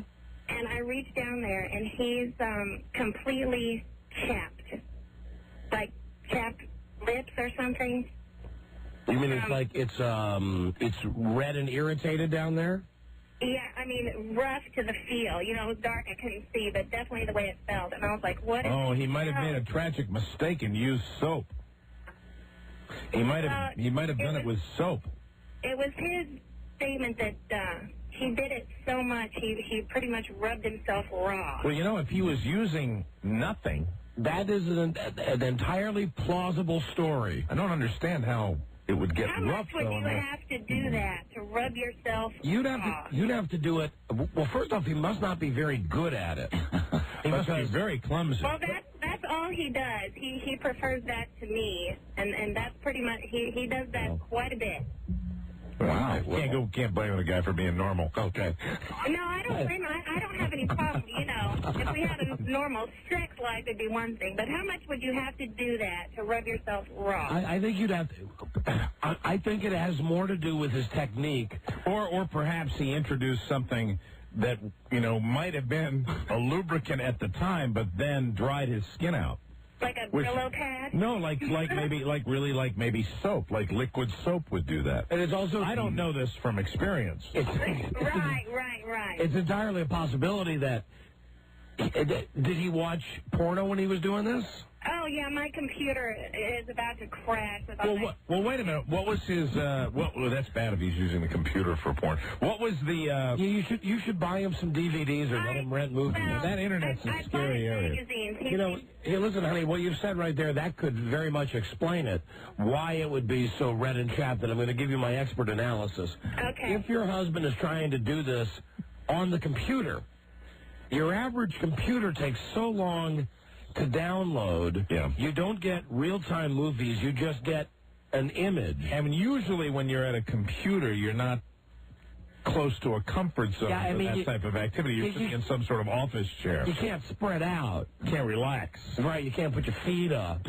Right. But I go back to, what was his explanation? He thought it was funny, and it skeeved me out so bad. I was just... Was he sore? Was he tender? No, he wanted to go at it, and I was like, forget it. What did it look like? I didn't even look, but I mean, the whole now thing... there's the problem right there. Did it look like a burned hot dog that had been on the... You didn't look, girl. It felt like... I'm not kidding. The whole thing felt like chapped lips. That's scary. I've never heard of the dry skin thing before. I'm detecting a little frigidity. Now, you reach... No, I'm not. I mean, I buy him porn. I have no problem. I mean, the problem is that him and I together don't have things aren't what they should be there. He turns to that. Are you a hottie? Yeah. Are you really hot? Yeah, I am. Well, then why doesn't he like to have sex with you? I don't know. That's what he's younger than me, and I don't know if Do you whine a lot? Do you talk a lot when you have sex? I know. I sound like I'm 12. I have a treble voice. No, it's not a 12 thing. It's just kind of What celebrity do you most resemble? I've been told Grace from Will and Grace and Brooke Shields. I'm very tall. Oh, boy. How tall are you? 6'1". Wow. 6'1". You're a big old Amazon. No, I'm not big. I'm very thin. So you didn't even, but 6'1" is tall for a woman. So all you did was just reach underneath the covers and touch him, and when you... in a sexual way. Was he turgid when you touched him? Yeah. Uh-huh. All right, hold on. I got a guy on the phone who says it happened to him. Hold on a second. Johnny? Hey, Don and Mike. Hi, buddy. Johnny. Hey, what's up? Hi. Hey, when I was in college, my wife and I, when we first consummated our relationship, we did it over and over and over again. And I played football in college, and I had this thing. I had the same thing that she's describing happen to me. And I asked my trainer, the football trainer, what it was, and he told me it was friction blisters. So you're saying that perhaps this guy has been somewhere else? Oh, absolutely. Oh, well, what do you think of that, Susan? Is that your name, Susan? Yeah. Do you suspect that he may have been with another woman? Susan? I'd rather not suspect that. Well, what do you think? I mean, I know it's not happy to think about, but I mean, what do you, now that you think about it, what do you think there might be a possibility? Check his underpants? That's why I'm asking the experts. You're supposed to tell me this. Well, you know, that's... Is that a possibility? The guy that called with a viable explanation, I mean, it does sound kind of credible. I'm still here, and it felt exactly like that. The skin was rough and flaking off. Is that what you were... That's not how it felt? Yeah, that is how it felt. Well, that's what happened. They're called friction blisters, and it's from having sex too much. And he couldn't do that from J-O-ing? Oh, well, I've done that just as much as I've been with my now wife. Before that was girlfriend, and no, that's the only thing that brought that on. Well, there's a possibility that something else could have done it, but it's also very good possibility that it might be that friction. But you guys have never felt that before, have you? What, we've been J-O-ing? I have not. The dry thing, no. No, I haven't had that, no. And I haven't either, but I felt it when, when I was having sex 2 and 3 times a day with my girlfriend back then. Well, Did you, hey, Susan, let me ask you, did you smell his wiener? No, I mean, if know. you could detect, No, I mean, I'm sure that, he had bathed and everything before I got back. Would there, now that you think of it, was there anything else about that weekend coming back that might have given you pause, now that you think about it? Yeah. Like behavior, like what? Like, he said he cleaned the house, but it seemed like, now you guys are going to start laughing. The only things he cleaned were my things were put away. my perfume was put away, which is never put away, and my pajamas, things like that. Oh, my God. I'm not going to be a part of this. All right, guys, I got to go. You're right. Everybody's running. We have to go, too. Run for your lives. Bye. You know what? Because we are getting a fellow brother in trouble here. Yeah, but boy, I'm sorry. If you're looking for a slam dunk, he put your perfume away? Yeah. Oh, why did he tell you did that? He said he cleaned the house, but there was nothing put away but stuff like that. Were the pictures of you turned up, like turned face down? No, they were where they are. Huh. And then now this is his place, or do you guys share? Ours. Oh. And so he said he cleaned up, but the only stuff he put away was your personal effects? Yeah, pretty much. Okay, well, that's not Those are the only things that I noticed. I mean, he's never cleaned the house before, so any effort was something. Are you, it doesn't sound like you're really happy with him. Well, this doesn't help. Yeah. Well, I wish we could be more help. I'm sorry. Might be time to confront him. Might be time to just call him on it. Why don't you tell him you called the show today and that, you asked about the chapped wiener, and then, you got some feedback on that, and then you mentioned that he cleaned up, but he only put away your personal items. Let me ask you, do you have the sheets? Have you washed the sheets yet? No.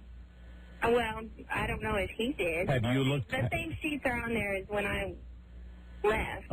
Really? Hold on a second. I got another guy who's got a theory for you. Hi, Tom. What's your theory for Susan? Hey, I had the same thing happen, and I actually went out with a girl that had, let's say, not decent anus area. And, it was real rough. And a week later, actually, maybe 4 or 5 days later, I had the same problem. All right. Can we quit having guys call in and talk to me? It's upsetting you. I understand. All right, hold on. Hold on. I got a nice guy here. This guy says don't scare her. Hello, Joe. Yeah, how you doing, guys? Hi, we're doing great. Hey, man, I haven't heard you guys in almost 2 years, and I'm listening to this. This guy is scaring this girl. He's not sleeping around with anybody. That's happened before. You're sitting there, you're going at it for a while. If you're not using any lubricant, next thing you know, the next day comes, a little chafing around the top, maybe around the side. But why would you put your wife's perfume away? You're being nice. Excuse me? You're being nice? He was just being nice. He's not sleeping around. That guy's just trying to scare her. Oh, you know what? This is probably some guy who's banging some other chick, and he's afraid that his wife is listening to this today on our show. If he was banging some other chick, he'd be all over her in a heartbeat. I'd like to say that nothing has been proven yet. Right. Yeah, he's just trying to scare you, sweetheart. Trust me, your husband is fine. If he was starting to shower you with gifts or something like that, then I'd start suspecting something. All right, thank you, guilty man. Thank you. Not a problem. Interesting. Obviously, Joe, the guilty man, calling in. Well, let's examine the relationship. Are you happy? Are you happy? No, not in, no. Well, then if the relationship blew up, it wouldn't be that big a deal then, right? Well, there are extenuating circumstances, and like what? I have a child, and this is the first person I've ever let be around that child. So. Well, that's a drag. How old is the child? 7. Oh. You mentioned there was an age difference. What are your ages? There's a 7-year age difference. Him being in his early 20s, me being in my late. Oh, well, there you go. Yeah. I'm sorry. Early 20s? Yeah. Honey, what do you think you're going to get with a guy in his early 20s? I don't know. It's a dangerous life form. We've all been there. Is he a member of the Cleary family? I have always said, and I will say this to my daughters when they get to be a certain age, the man in his early 20s, one of the most dangerous things walking the planet. I love men in their 20s. I loved being a man in my 20s. Oh, I loved being a man in my 20s, but now I fear them. All right, hold on. I got a guy who wants to help you get even. Okay. Maybe this guy wants to bang you. Trust me, I've tried that too. Hello. I've got my own. Oh, so wait, hold on. You bang other guys? No, God, no. I take care of myself and let that be known. Hello, Stanley. Hello. Hey, I'll help her get even. How will you help her get even? Hey, it's a nice night out the rips. Yeah, he wants to date you. This guy just wants to bang you. Yeah, I get that a lot. All right, thank you, Stanley. No, thanks, no. Bye-bye. Well, listen, Susan, when he gets home tonight, why don't you tell him about the call you made to the show? I bet he'll never listen to our show. And tell him some of the issues that were brought up and see what he says. You know, listen, maybe the guy just was J-O-ing all weekend long and just decided to clean up the house, except only put away your personal items. Yeah, it might just be a coincidence that that's happened. But you know what I do? Are you in the house now? No, I'm stuck in traffic. When you get home, just snoop around. Because right now he doesn't think you're really suspicious of anything, right? So what am I snooping for? Not evidence? No. Whatever evidence. Fine. I mean, what about the sheets? How long ago was this? How long ago were you out of town? How many days ago? I got back Sunday. You have caller ID? Yeah. Nothing on there. Nothing on there. All right. Well, he's sneaky then. Good for him. All right. Well, Susan, call us and let us know what happens. Okay. All right. You guys have been really helpful. I'm glad we could help. And I've enjoyed talking to you. I love your show. I love you guys. Thank you. You sound very sweet, and we hope it works out for you. Thank you. Thank you very much. Thank you. Bye-bye. Bye-bye. I didn't want to break her heart. She sounded very sweet. But it's obvious to me he was having anal sex with someone else in his house. I don't know if it was anal. I buy that friction burn. Case closed. It's always anal with you, isn't it? Well, no, that's what the guy on the phone said. Well, I think I agree with the previous guy that said it was maybe a friction burn. Yeah, the guy that got into the whole anal thing, God knows what that was about. Why would you clean up and just put your wife's perfume and private stuff away? You know, she investigates, she might find something. Toothpick. Hello, Don and Mike Show. Hello. Hello. Hi, you're on the air. Yeah, I'm telling you, she's looking for a perfume that's been put away. It sounds like that she may possibly have been suspecting something like this anyway, because, she says, okay, perfume's been put away, and she's not talking about too much about the other stuff around the house, claiming, something's going on. There's no doubt about it. I don't think she's totally in the dark. I think she might have a suspicion. I mean, she was aware that he only cleaned up her stuff, so. Hey, hello, Don and Mike Show. Hey, guys. I think you guys are off track a little bit. I think he's wearing her clothes and her perfume. Thought of that. Okay, thank you. Hello, Don and Mike Show. Hey, Don. Hey, Mike. Hi. Hey, man, I got a plan on how to use that vagina thing there. Your wife turns you down, she rolls over and goes to sleep. I figure you slide it up next to her, where her butt is, and you hump the thing that way. Oh, okay. Brilliant idea. Thank you. Thanks for the suggestion. Way to go. Thank you. Orville Wright calling. We appreciate it. We have to do a break. We'll be right back. Number 1, Arbitron rated, the Don and Mike Show. Bob Crane enjoyed the Hollywood nightlife and soon found new ways to blend his Playboy lifestyle with his passion for cameras. The star began to videotape sexual encounters. As co-star Werner Klemperer recalls, I don't know whether you'd call them pornographic, but they were erotic films of sex acts that he enjoyed filming. Two of Carmi's minions, Don Geronimo and Mike O'Mara. Yeah. That's all we are. Sure. A couple of phone calls here, then we got to move on. Hello, Don and Mike Show. Hello. Hello. You're on the air.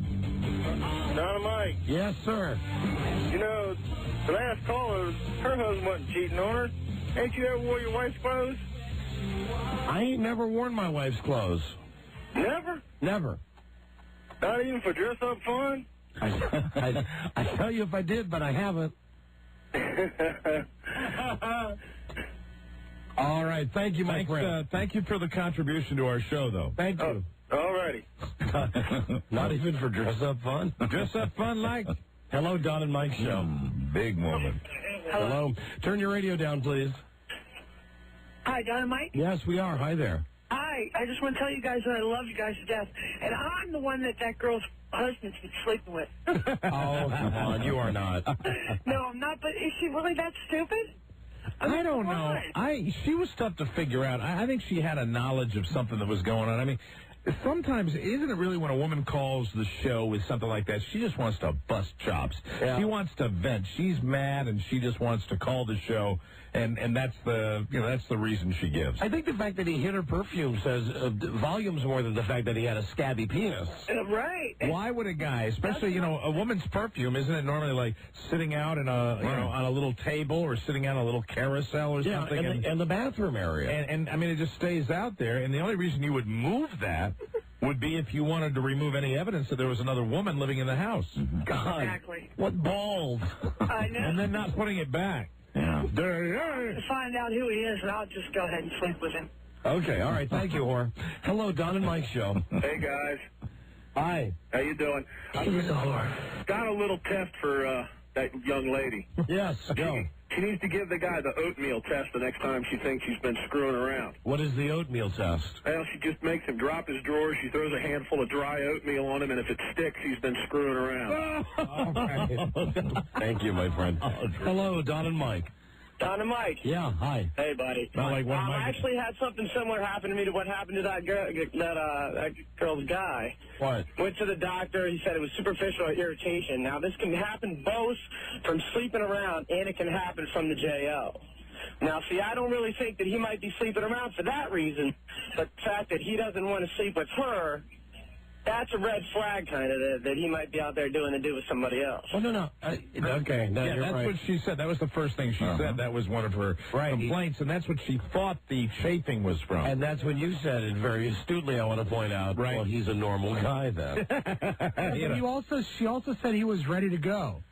She was the one who called it off at the time when she discovered That's right. She was fondling him when she felt the scabs on his wiener. But she didn't look at it. And, when we're talking about tests, I remember somebody telling me about a guy in college that had the lemon juice test, where he kept lemon juice next to his bed. And he would reach down, he would dip his fingers in the lemon juice and then reach down there. And if there was a horrible scream, touch a woman, he would know that there were open sores. How's that? Sounds like it would work. That's a good hint, Mike. Got kind of quiet in here. Hello, Don and Mike Show. Hello, Don. Hello, Mara. How you guys doing? Hi, we're doing great, thank you. Hey, I had this happen to me once back when I was 19 years old. I was banging my girlfriend at the time a lot. Yeah? And what happened was she had a bad yeast infection. I didn't know about it. But then I had the same thing happen. I'm thinking, why this thing is all scaling up on me? I'll tell you, listen to these calls. I'm beginning to think everybody ought to do what that lady did with Wendell. Use the saran wrap. Check this out. The alcohol. This is a doctor, right? Yeah. Doctor looks at it, and, I'm all embarrassed about it. Doctor says, well, have you been really active? I said, yeah, I've been, with the same woman and stuff. He said, well, this happens when a girl's got a bad yeast infection. You know how you get athlete's foot and your feet crack? Yeah. And get dry? Oh, my God. Then he says that's the same thing. It's a fungus, man. You just contact the fungus. And then he gave me some stuff that was the same thing as Mislex, which you could also use on your feet if you got athlete's foot. So this guy's been banging someone, with a bunch of yeast. So in essence... Well, that's a possibility, too. In essence, he's having sex with a girl with athlete's foot in her vagina. Well, it's almost the same thing. It's a fungus. Okay. And if she's got it really bad, then it causes, the flesh to get really dry. And I guess you ought to cut down on the carbohydrates, too. Jesus Christ. Hello, Don and Mike. Homo Joe here, Don and Mike. Long time no see you guys. Homo Joe. Hey, HJ. Hi. Hey, listen, homosexual Joseph, first. Yes, sir. Clear up a rumor for us. Yes. Were you or were you not in Reno last weekend? I had plane flight out, but it was snowed in, so I didn't make the flight. But I had a lot of connections to go out there. We felt bad because someone on Friday night when we were sitting at the Pepper Mill, getting pissed off that the show had been canceled, someone said, hey, Homo Joe's out here. Yep. So we were thinking, where were you? We could have a drink with you. Yeah, I had a plane flight, but because of the snow, it got canceled, so I never made it to the airport. Well, you were going to try. You're a good friend of this show, Homo Joe. But I will go out with you the next time because I had a lot of friends out there, and I was going to have dinner with a good friend of mine, Donna, and her mother, and we didn't get a chance to connect up. Well, now you're coming to the show Tuesday night, right? Absolutely. I'm going to exhale a whole lot. Gotcha. I bet you are. I'm having a dilemma, Don. Go. For the land, I don't know what to give up. I have 3 straight guys and 2 gay guys. What should I do? Hold on, do you have... What do you mean? I'm having an affair with 3 guys that are straight and married. Well, if you're having an affair with them, and 2 guys... Wait a minute, Joe. Then the guys are bi. The guys aren't straight. Okay, well, they're bi then. But you think of them as straight, don't you? Well, they're just sort of. That's part of the kick for you, isn't it, Homo There's Joe? 2 Showons, 2 Toms, and a plumber. Hey, Homo Joe, do you watch that show, what the hell is that show about gays? On Showtime? Queer as Folk? Queer as Folk. Yes, I watched that show. You like it? Oh, it's okay. It's pretty much real to life. Did you see the Homo show on CBS last night? Oh, yes. Oz? Yeah, no, not Oz. The one I don't. That's a prison show. Oh, that's really good too. Oz is a big Homo show.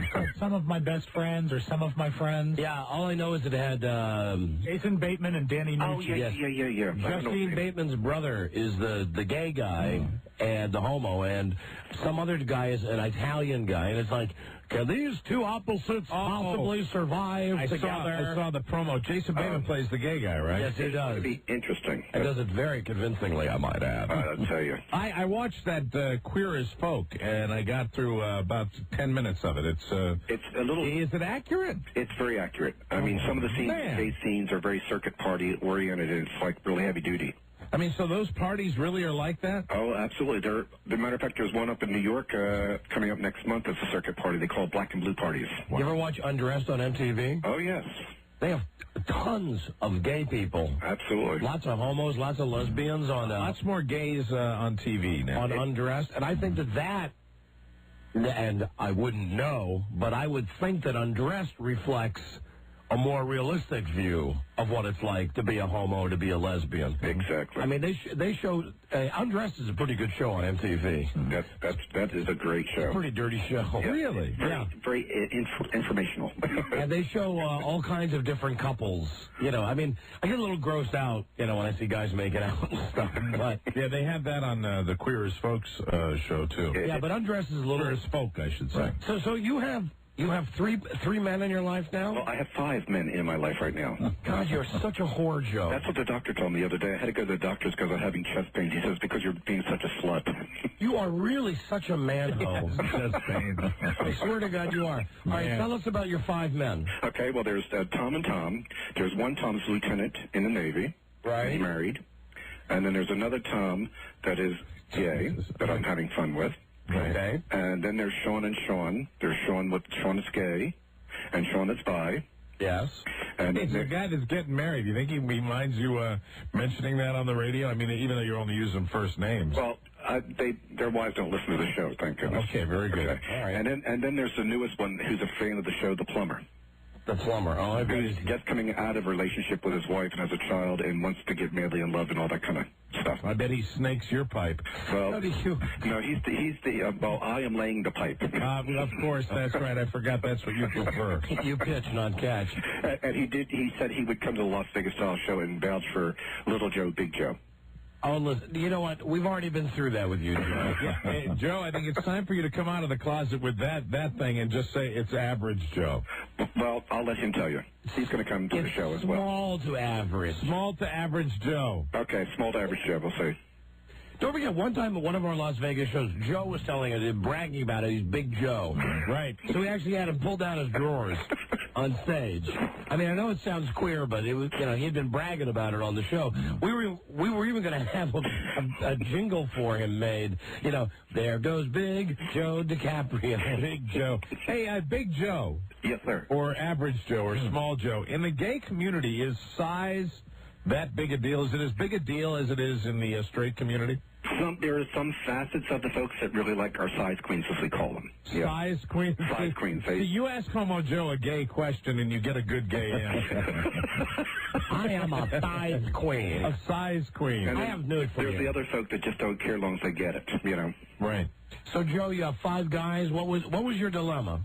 Well, I'm trying to decide what I should do. Like, you know, should I just drop all of it and just be celibate for a while for Lent and start a new life and, you know, chill out and stop having all this sex? Or that what? never works for you, Joe. All right, well, listen, first I want to quote a piece of literature that Rob shows me daily. This is why you should not worry about Lent. Rob has a little sign somewhere that says God hates fags. So you shouldn't worry about Lent. Oh, that's Rob's hateful desk that he has up there. That's right. Next year, I'm going to go to New York with him to The Sopranos again. I'll show him a good time. I heard his dad is very dreamy, by the way. Yeah, his dad would be considered dreamy, yes. Rob's dad is a good-looking man. That's what I've heard. You would think that Rob was dropped on his head when he was a baby or something. Rob's dad is such an attractive man. And the swelling still hasn't gone. Oh, there you go. No, I don't think you should be celibate for Lent because you were celibate for a long time of your own free choice. That's correct. Perhaps you should give up something you really enjoy, like swallowing. Ah, there you go. Oh. Oh, you've done it. You hit my zone. Way to go. Stop swallowing, okay. Right. Or desserts. Right. Yeah. Okay. No desserts.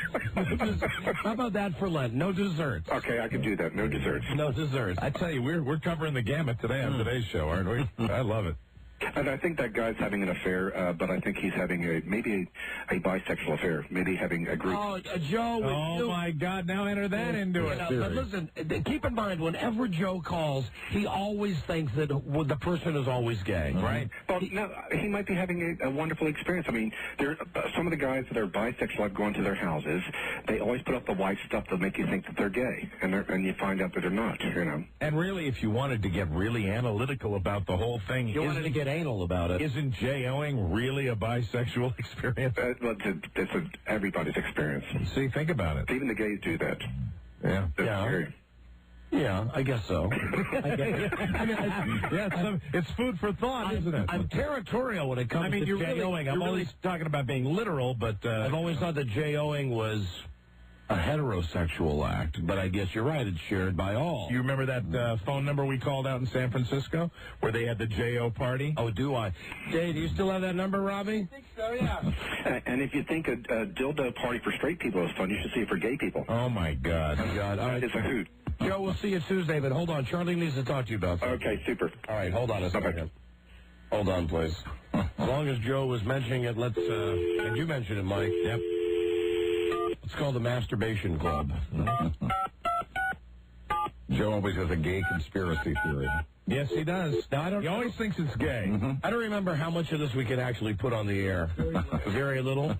Yeah, because they'll delete it. All circuits are currently busy. I'll bet. Try again later. Thanks for calling. It's almost the weekend. Pull it out again. That's why those circuits are busy, man. It's almost the weekend, Don. The Masturbation Club. Oops, hold on a second. One. That's right. It's very, very exciting out there. Let's see. Oh, there you go. That's all circuits are busy again, isn't it? No, maybe not. I'm sorry. You have reached a number that has been disconnected. Oh, the party's over. Service. Well, all right, hold on a second. You have reached this record Hold on. number or try your... Jesus.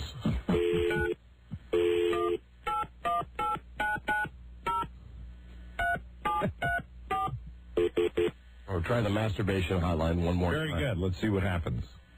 Maybe we'll get through on this go-around. For those who love the J.O. Very good.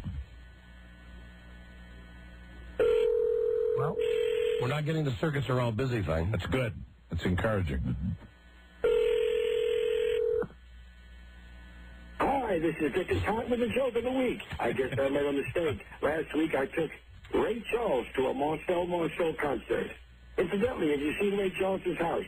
Don't feel bad. He's 18. Hello, Van Pattens. Hi, Van Pattens. It's Don and Mike just checking in to say hello. Don to say hi.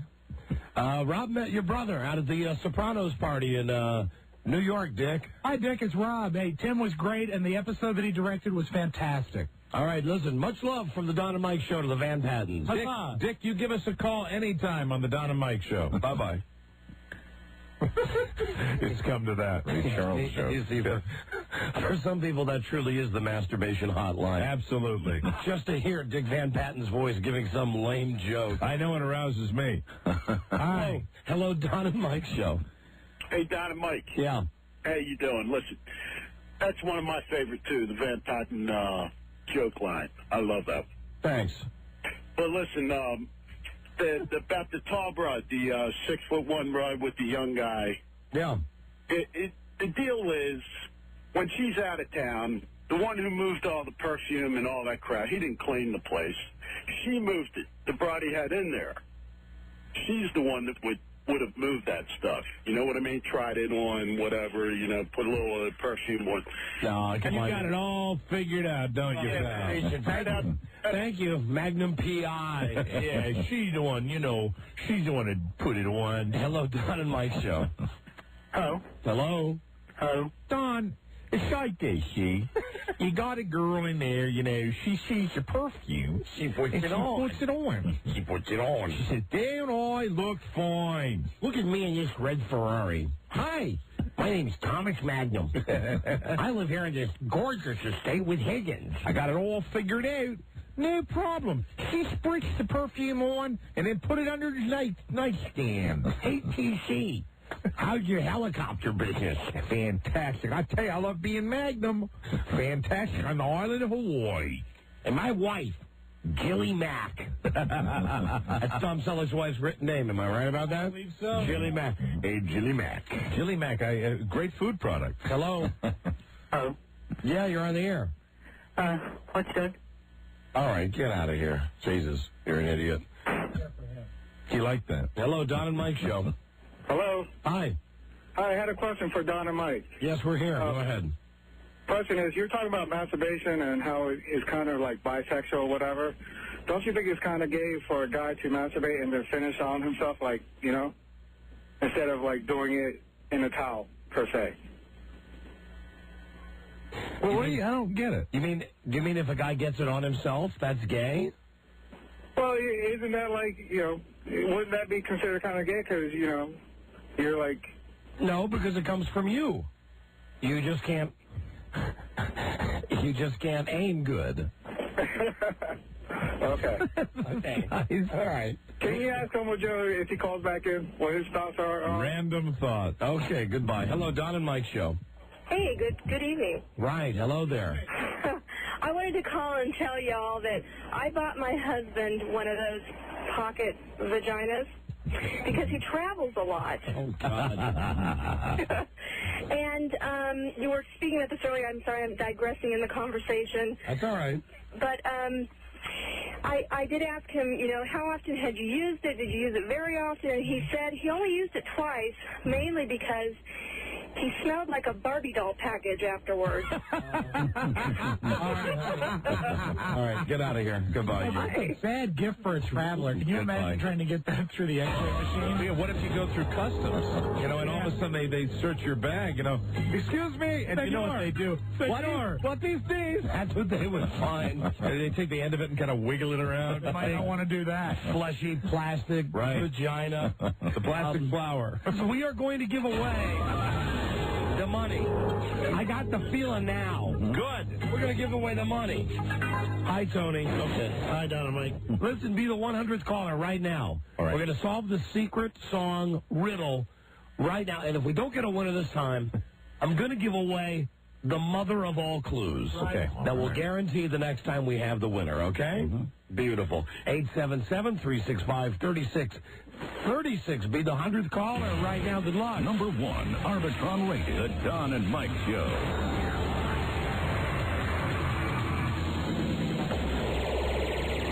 The Ken Stevens Management Seminar is now available through audio tape. No, I'm, I don't know what to say. Successful radio management doesn't happen by accident. It happens with solid training. I mean, I forgot to tell you that I was taking you up on what I thought was the agreement. No. With Ken's tapes, you'll develop skills in crisis management. Because that's why I asked you in the first place.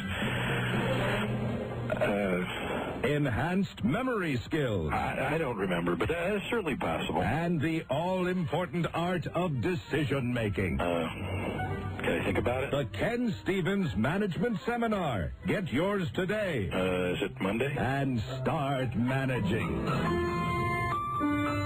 Ladies, step into their studio and talk to St. Peter.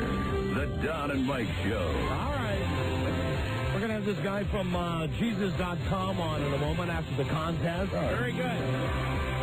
Tomorrow's show, we always love having the brainy Bob Costas on. He's going to be hyping up his new HBO show. I am actually very excited about that show. It looks like it's going to be great. Anytime he's on TV, it's good. And last night, the special guest was Jerry Lewis. Yeah.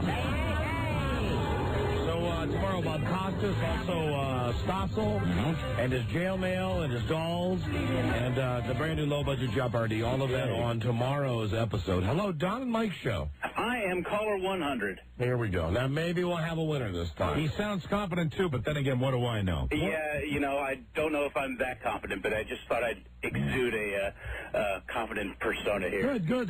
Listen, I want to tell you something. It works for me. Okay. I'm a dope, but I'm a confident dope. Yes, oh, good. So Me listen, too. you know, if you sound like you know what you're doing, it's like that old rule. Whenever you go somewhere, if you look like you know where you're going, people don't stop you. Yeah, you've done that on many back thoughts. All right, here you go. What's your name, please? My name is John. Johnny? Sacramento? John. Johnny? Johnny. On KHTK in Sacramento, you've won the Sopranos prize pack. Don't miss the special 2-hour season premiere of The Sopranos, Sunday night at 9 Eastern, 8 Central on HBO. Sopranos soundtrack in stores now, Volume 2 coming soon. Okay. If you don't get it, I'm going to give away the mother of clues, which will guarantee that the next time we do this contest, we have a winner. Very good. So feel no pressure. Right. But we wish you, Godspeed. Please don't answer till Mike sings like Aretha Franklin. All right. Yeah. Oh. Does it be full body Aretha Franklin? Yeah, a little Motown. Okay, here we go. Caller, name this secret song. There we go. As Mike begins his transformation, I want to remind you, if you do win the money, the $500 is courtesy of the guys upstairs at Main Street Title. You better think what you try to do to me. Yeah. Oh, yes. Yeah. Now, that was not as much as your Judy Garland was. Well, I was going to try for respect, and I picked the wrong song. We can always do Miss Aretha again, though. Good. For $500, give us the title and the artist. Is it Gonna Fly Now, the theme from Rocky, Bill Conti? Would you please repeat that? Is it Gonna Fly Now, the theme from Rocky, Bill Conti? It's the only thing I can think of. I have... Wow. Yes. That's right. That's what it is. You got it. You got it. I got to give credit to a guy who's working with me here. His name's Troy Thomas. He came in yesterday with the guest. Yep, that's it. He'll get some money here. The theme from Rocky. You have won $500. Now let me play you the clip that we had. Okay. And sounds just like it. Oh, no, you got to wait till we picked a part in the middle of the song, when it's really building.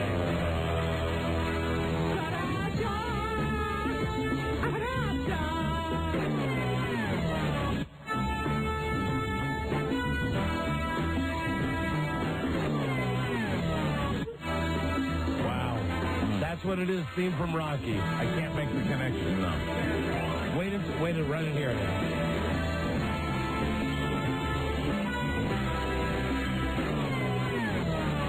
That's what we use. Wow. Yeah, I really think, honestly, that that's a totally different song you're playing backwards. I think it's spectacular. It's not. That's it, theme from Rocky. You got it. Thank you for listening, my friend. Thanks a lot, Don and Mike. You're very welcome. Enjoy your $500. My God. Tomorrow, another one. We're not going to hear it today? You always play it today. Hold on. I played this contest like the listener. Let me double-check with Rob. Hold on. Yeah, you double-check with Rob. I never would have. Sure, Impossible. You can hear it. No problem. Very good. No problem. You'll like this one. Here's the song for tomorrow. From the... Is it the 80s or the 90s? You know, I'd have to check on that. I think it's the 90s. From the 90s. Ooh, okay. There you go. Yeah. I got it. That's it. Rock on. That's it. I'll play it for you one more time. Number one song from the 90s. Oh, yeah. And we will start that contest tomorrow. We're getting near the end of the secret songs. We're starting to get a little burned out on this. So this will probably be the last secret song that we do. Mike's already writing down a guess. Do you want to hear it again? Yes, I do. Okay. There you go. You got it? Because we got Jesus.com on the phone. Okay. And the answer is... Owner of a Lonely Heart? No. Okay. Nope.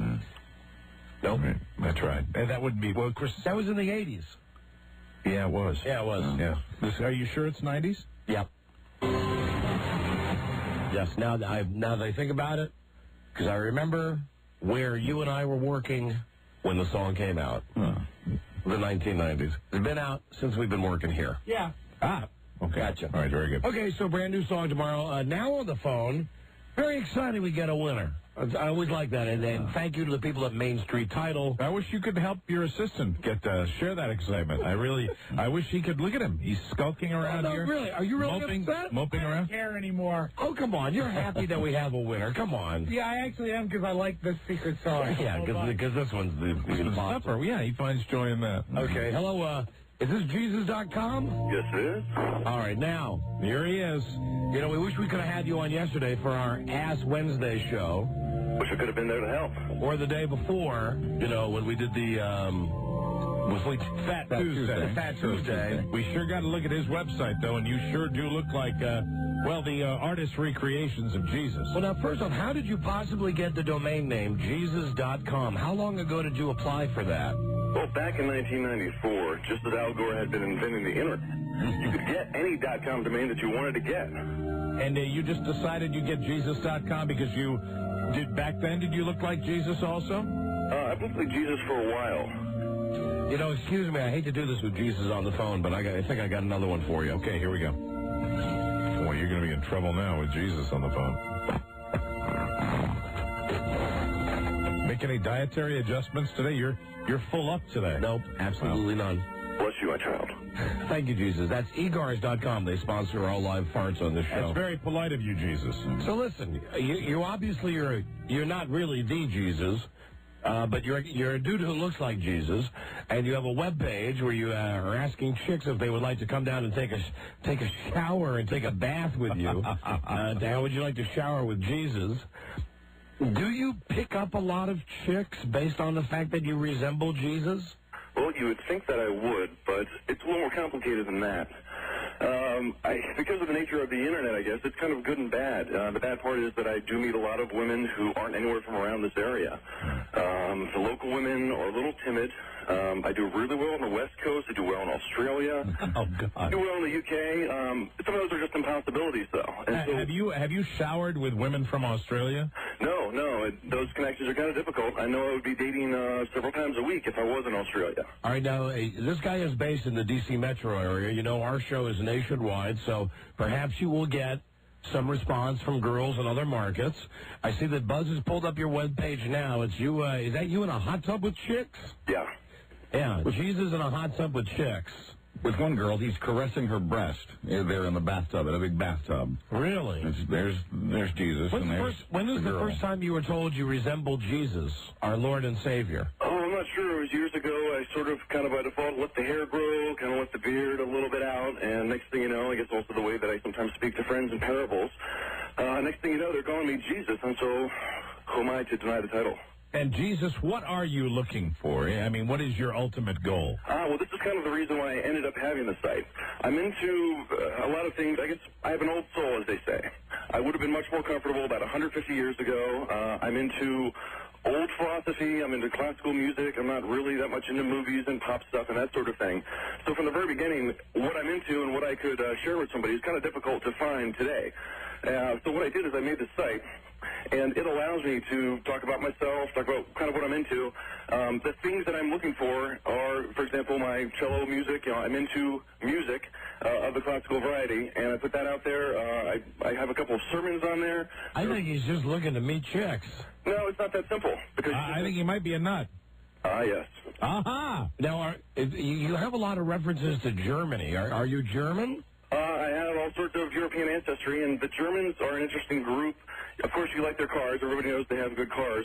I like their music and philosophy, but of course, there are parts of the culture I don't like, for the food, for example.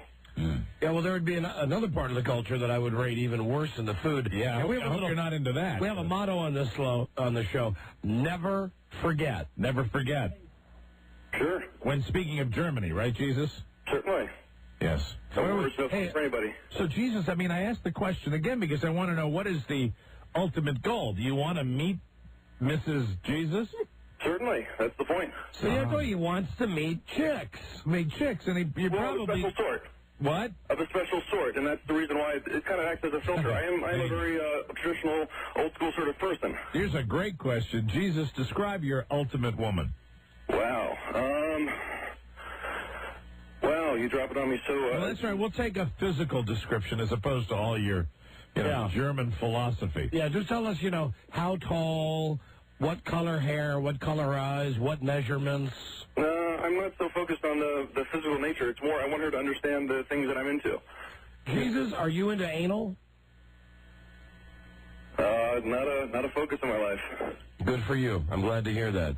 Jesus, do you enjoy receiving and delivering oral? Sure, who doesn't? And are you into fat chicks? I guess not as you phrase it that way. So you wouldn't, Jesus, you wouldn't be with a fat chick? You're saying into as if that's the preference or something. Well, no, like if there was a 350-pound woman who shared a lot of your likes, your dislikes, your love of the past, your love of classical music, would you engage in a soap-down hot tub party with her? Well, you never know. That's a no. Okay, so you really are looking for just good-looking girls. Well, no, it's not just, because if I can't have a conversation with somebody and if we're not into the same things, then I can't go anywhere. Did you ever watch the Drew Carey show? No, I'm not too big on the media thing. All right, well, did they have a girl on that show called Mimi? She's beautiful. Let's say, no, she's like a 400-pounder. And a beautiful 400-pounder. Let's say that this girl walked into your hot tub area, and she had everything that you're looking for intellectually. She shared all of your beliefs, and she was your soulmate. Would you, Jesus, then choose her as your mate? You're seeing mate as if wife. Yes. Okay, I don't think the wife thing is a trivial decision, but again, like if everything connects, then there's no problem with it. All right, so Jesus, you are into fat chicks. I'm not into. I'm saying a person is a person, and... How many women have you showered with? I've only had that one. I'm actually very picky and selective with the whole process. How many women have you been with in your life? I don't know if Jesus should be talking about such things on the air. Well, Jesus, don't speak about yourself in third person. Jesus, what wisdom can you impart on us today? Well, I guess if you look at the nature of society and how we have a great deal of insincerity, we sort of set up our own traps for ourselves. We're not happy, and yet we go along and pretend that we are. He's preaching, Don. Jesus, who's going to win the Super Bowl next year? I can't tell you that one. All right, what football team do you, Jesus, root for? Well, I'm a native to this area, and so as much as the Redskins suck, you try to hope that they're going to pull something out. Hey, Jesus is into the Redskins. That's got to give a lot of people hope. I couldn't even help them last year, though. Jesus, do you watch Survivor? No, not into the TV thing. You're not into the TV thing. So you're into classical music. You do follow football, though. I know football, yeah. Really? Jesus, do you have anything to do with... Lisa just brought me another page, another web page. I can't say the name of it on the air. It's www.godfword.com, and it says, we are rediscovering sexual freedom through God. Wow. Religious and philosophical tracks coming soon. Well, that's pretty interesting. Are you affiliated with that website? I can claim no affiliation. No affiliation. Hey, Jesus? Yes? Describe your ideal Sunday morning. Do you like white or red wine? Depends on the meal, but I can go with a nice Merlot. So what's your ideal Sunday morning, Jesus? Okay. Do you get the shakes when you drive by a Home Depot? No. Home Depots are pretty cool. Are you a big brunch eater? No, I don't do brunch that much. Have you ever been to the Old Country Buffet? I don't think I know that one. All right. Sunday morning. So, the sun is just coming up. The birds are chirping. Yes, Jesus. Are you an early riser? Oh, God. What time do you get up on Sunday morning, Jesus? On a good Sunday morning, if I'm going to catch the sun, I'll catch it right as it's coming up. I also like to sleep in sometimes till noon. Hey, Jesus likes sleeping until noon. Oh, fantastic. Hey, you can't work too much on Sundays. Really? Do you masturbate, Jesus? Frequently. Frequently. You ever have any problem? You have any problem with redness or chafing? No. Okay. Okay. Good. You watch pornos, Jesus? Sure. If you got any good ones. Okay. You sound like you're kind of a normal guy. Really? Yeah. Yeah. So, Jesus, when you made this website, if it wasn't to meet chicks and to take showers and baths with them, what really was the reason you put out a Jesus.com website? So that very much was the reason. I'm just very selective with who I correspond with. The web, it kind of works as a filter. And so what happens is I get about 10,000 visitors a day, and I'll get a woman who really understands, and we can start talking about every 10 days. So that makes her about 1 out of every 100,000 people who hits the site. So you will actually communicate. Jesus will communicate with 1 out of 100,000 women that contact you on that website. Well, in terms of them understanding, getting it, appreciating it, there aren't that many people who see the world that I do and can really appreciate it in that way. And so this allows me to have a platform where I can meet the special women who are going to understand that. Hey, Jesus, what do you do for a living, Jesus? Do all sorts of tech work. You could say I generate intellectual property. And, Jesus, what is your given name, your first name? I'd rather not get into any of this stuff because I do have a lot of crazy people who send me death threats, and I'd rather not give them any information. Right. You know, I'm sensing some skepticism among the show here, and I'd like to remind you guys that there were only 2 people that believed in Jesus Christ, and that was the Roman centurion and the hooker. So what else is new? There you go. You're quoting Major Bill again. I am indeed. Thank you, Major. Go.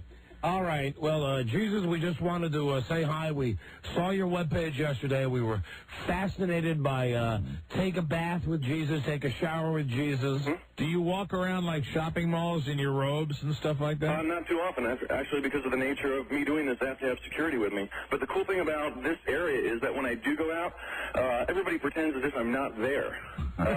They don't know how to react to it, so they just pretend it's not there. I'm like the crippled child or something they don't want to see is really part among them. What do you say to those people? And I would imagine there are many, the people from the religious organizations who hate you and want to kill you. Well, what do you say to them? Well, you know, there's this message of tolerance that a man spoke about a few thousand years ago and how we should really love people in the world. And I want to remind them about that sort of teaching. Okay, and before we leave, I would be remiss if I just didn't say to you, drop the crap. Your real name is Tom or Dick or Harry or Fred. You're just some dude with long hair who looks like Jesus Christ. And you know that, right?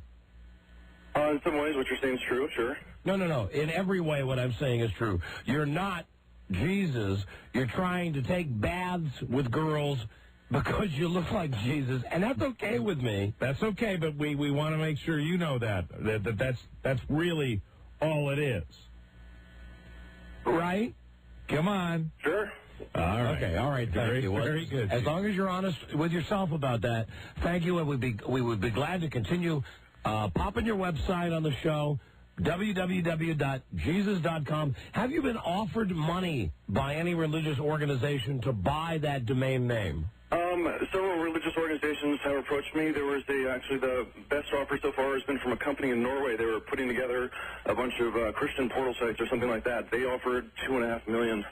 And you turned them down? Well, I think the value of this one is $10 million or more. And you should change your name to Idiot. Do you think you're eventually going to get that $10 million? Sure. If you look at organizations like Follow, where they build these wonderful amusement parks, I think there's a lot more money in those coffers. Well, he's a patient man, that Jesus. So Jesus, you're into money. To the extent that money exists and that's our reality, sure. $2.5 million and you turned it down. That had to be hard to do, Jesus. Well, people make offers all the time. Really? All right. Wow. Well, listen, Fred or Barney or whatever your real name is, thank you for coming on the show. Thank you for at least admitting that, you really know you're not Jesus. Any parting words, Jesus? Anything you'd like to share? Go with peace. This is That's very nice. that's such crap because he's just a guy who's trying to meet girls to get him into the bathtub with him. Yes, he is. But that's fine because you've admitted to that. Let me ask you this, Jesus, Coca-Cola or Pepsi? Coca-Cola. Burger King or McDonald's? We go with McDonald's. Walmart or Target? Can I say Target? And a big one, well, there you go, and a huge one for us. Jerry or Dick Van Dyke? Gotta go with Dick. Yeah. There you go. I knew Jesus would go with Dick. Yeah, well, he's an imposter. Who's your favorite friend? Oh, you don't watch Friends? Yeah. Sure. Right, okay. Okay, thank you. Thank you, sir. Bye-bye. There he goes. There he is. Jesus. Yeah, I think a little of that, too. Right, Jesus. Long way to go. I mean Jesus. I don't mean Jesus. I mean Jesus. Wow. I mean Jesus. I think the guy's just trying to get laid off his website. And hey, I don't doubt for a second that that's dangerous what he's doing. You know that? Oh, yeah. I mean, I kill you. I kill you. Listen, he's just some dude with long hair and a beard, right? Who wants to get girls to come take a shower with them. Don, he's just a man with a dream. Flesh and bone. Flesh and bone. All right, what's the thing on his website now, Buzz? The same thing, although I do think I have an answer to your fat chick question. He says he has a lean swimmer's body and a six-pack, and he expects the woman responding to the ad to also be in great physical shape. Yeah, he danced around that one, but we know the truth. Yeah, he only wants hot girls. Right. I think so, yeah. To take showers and baths with him at Jesus.com. He does play the cello, and he likes long romantic walks and lying on a grassy field at night. He's a horn dog. What a load of bull that guy is. He's just trying to get laid. Right. He is no different than that guy we sent to New York who jumped on that girl in the bedroom. And who knows what it's like at the end. But, there's that possibility. Well, there you are. Time out. We'll be right back. Number 1, Arbitron Radio, the Don and Mike Show.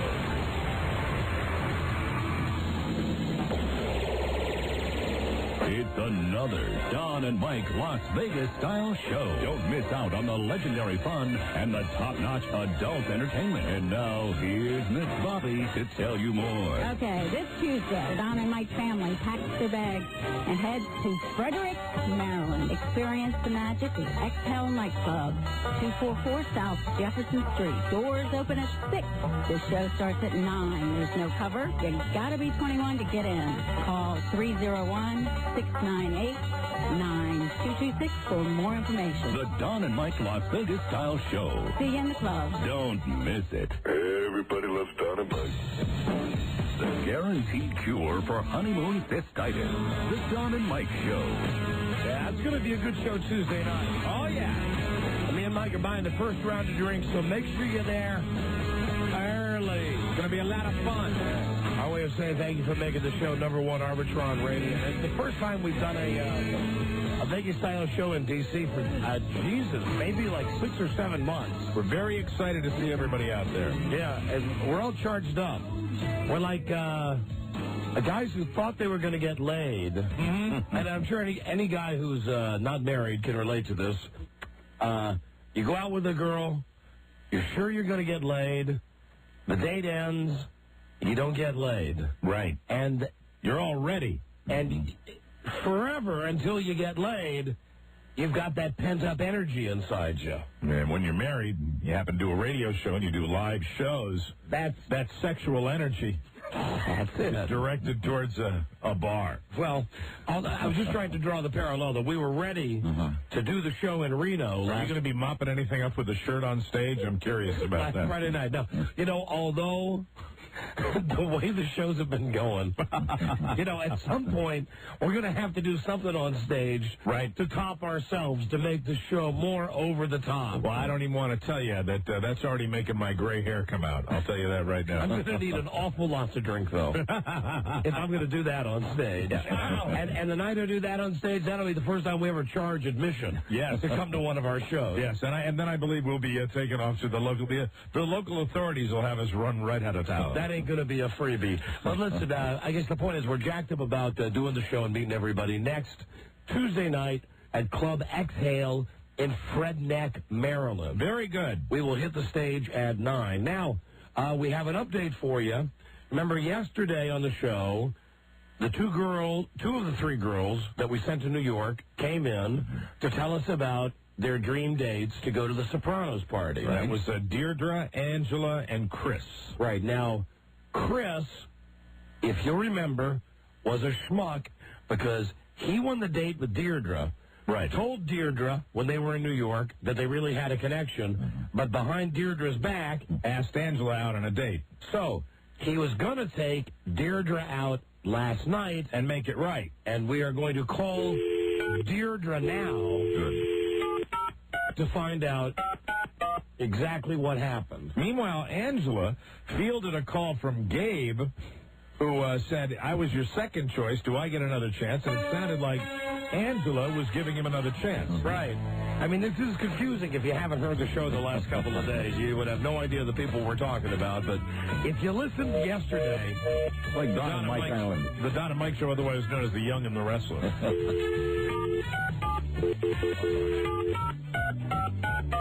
Hold on, let me dial the last four. And I'll tell you, Deirdre led young Chris out of here with a ring around his nose. Yeah. He had to do a lot of ass kissing last night. He did. A lot of letter writing. Hello? Deirdre. Yes. Hi, sweetie. It's the Don and Mike show. Hi, guys. Hi, we're on the air right now, and we thank you for coming on to give us the update on what happened last night. How are you, Deirdre?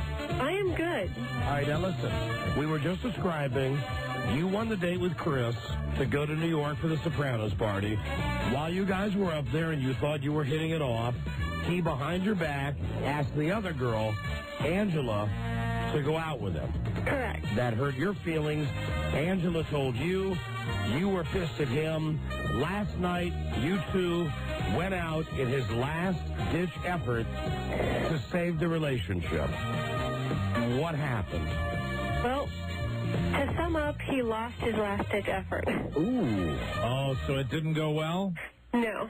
I'll tell you guys the same thing I told him at the end of the date. When we were not talking about Angela or New York or the Don and Mike show, it was fun. I thanked him for the dinner. I thanked him for the movie. And then I said, I wish you well. I can't trust you. Oh, really? Now, you said something about when you weren't talking about the Don and Mike show, Angela, New York, there was really very little conversation? Is that what you're saying? No, actually, there was good conversation, and as long as he kept it off of those topics, we did click pretty well. Oh, I understand. But he could not stop wisecracking on Angela. Oh, so you think he's got a thing for her? No, I think... Well, he accused her right after we walked out of the studio of being vindictive on the show. In what way? That's just it. He said, well, Angela is so vindictive, I think I got off lucky.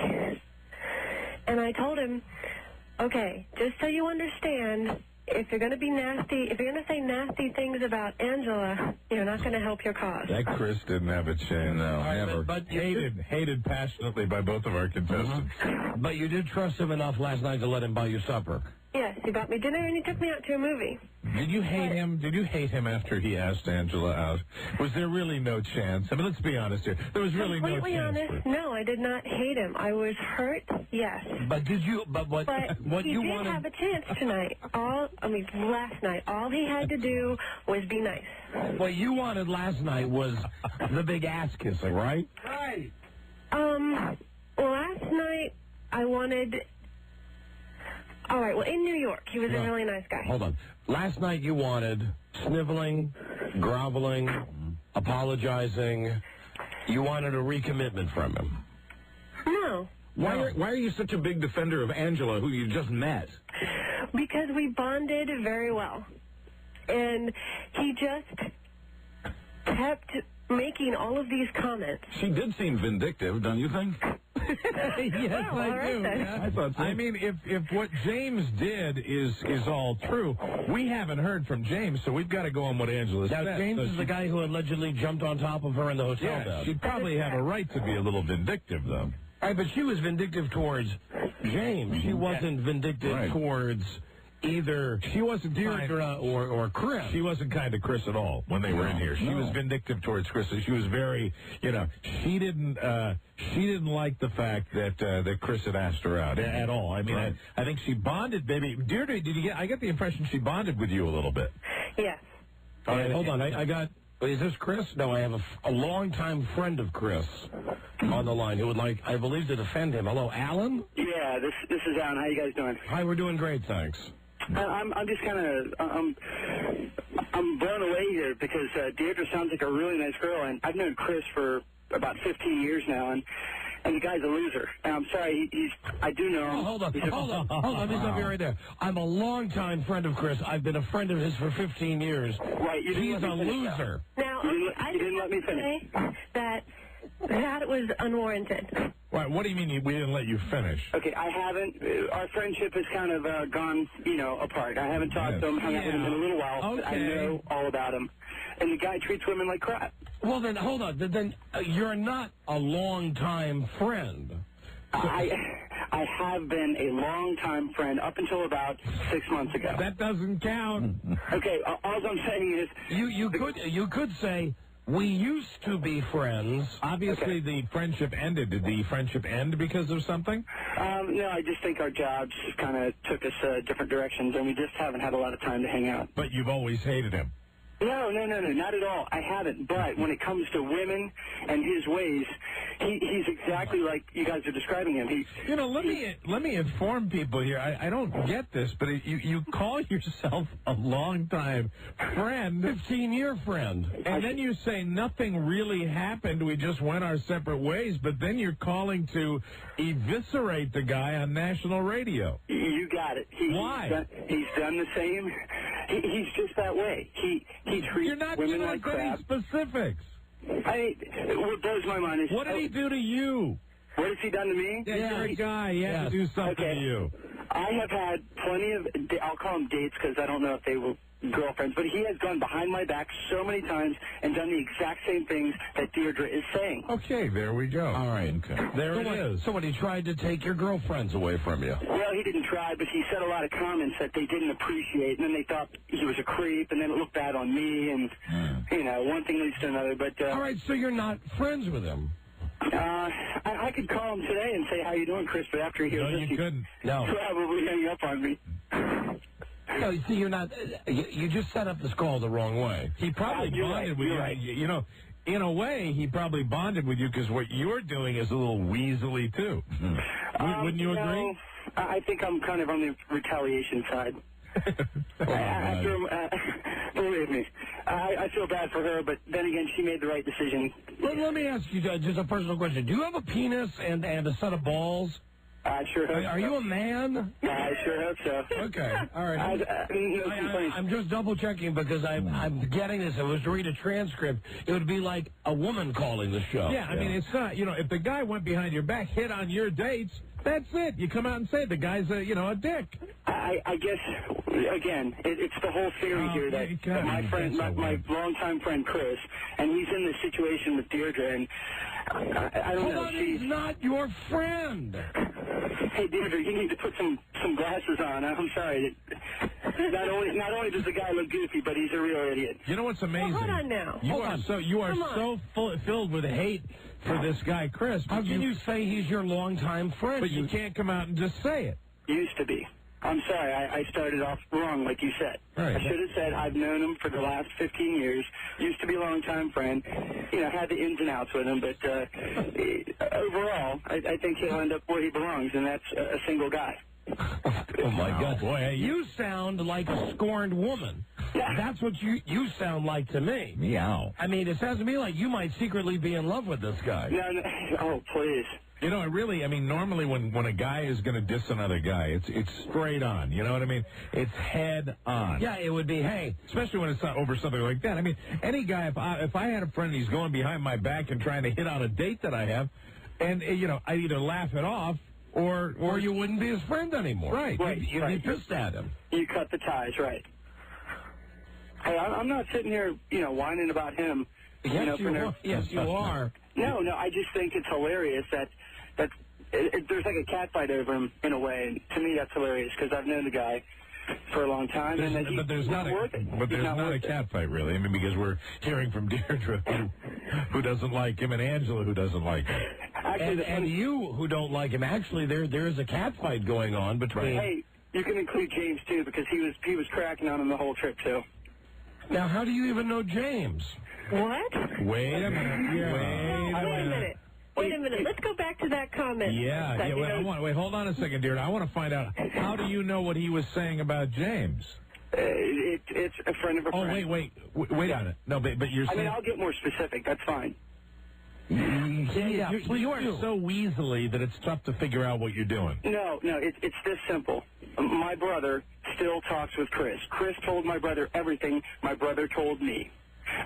He told me that Chris did not have a very good time when he was when he was with James, because James was picking on him a lot of that night while they were playing. I will say that when Chris was in here, he was selling James out. I mean, he wasn't offering any kind of defense, but then again, it doesn't sound like James has a defense, and we haven't heard from James. But Chris, when Chris first came in here, remember, he was all, yes, Don and Mike, they're right. Yeah. He's not a good guy.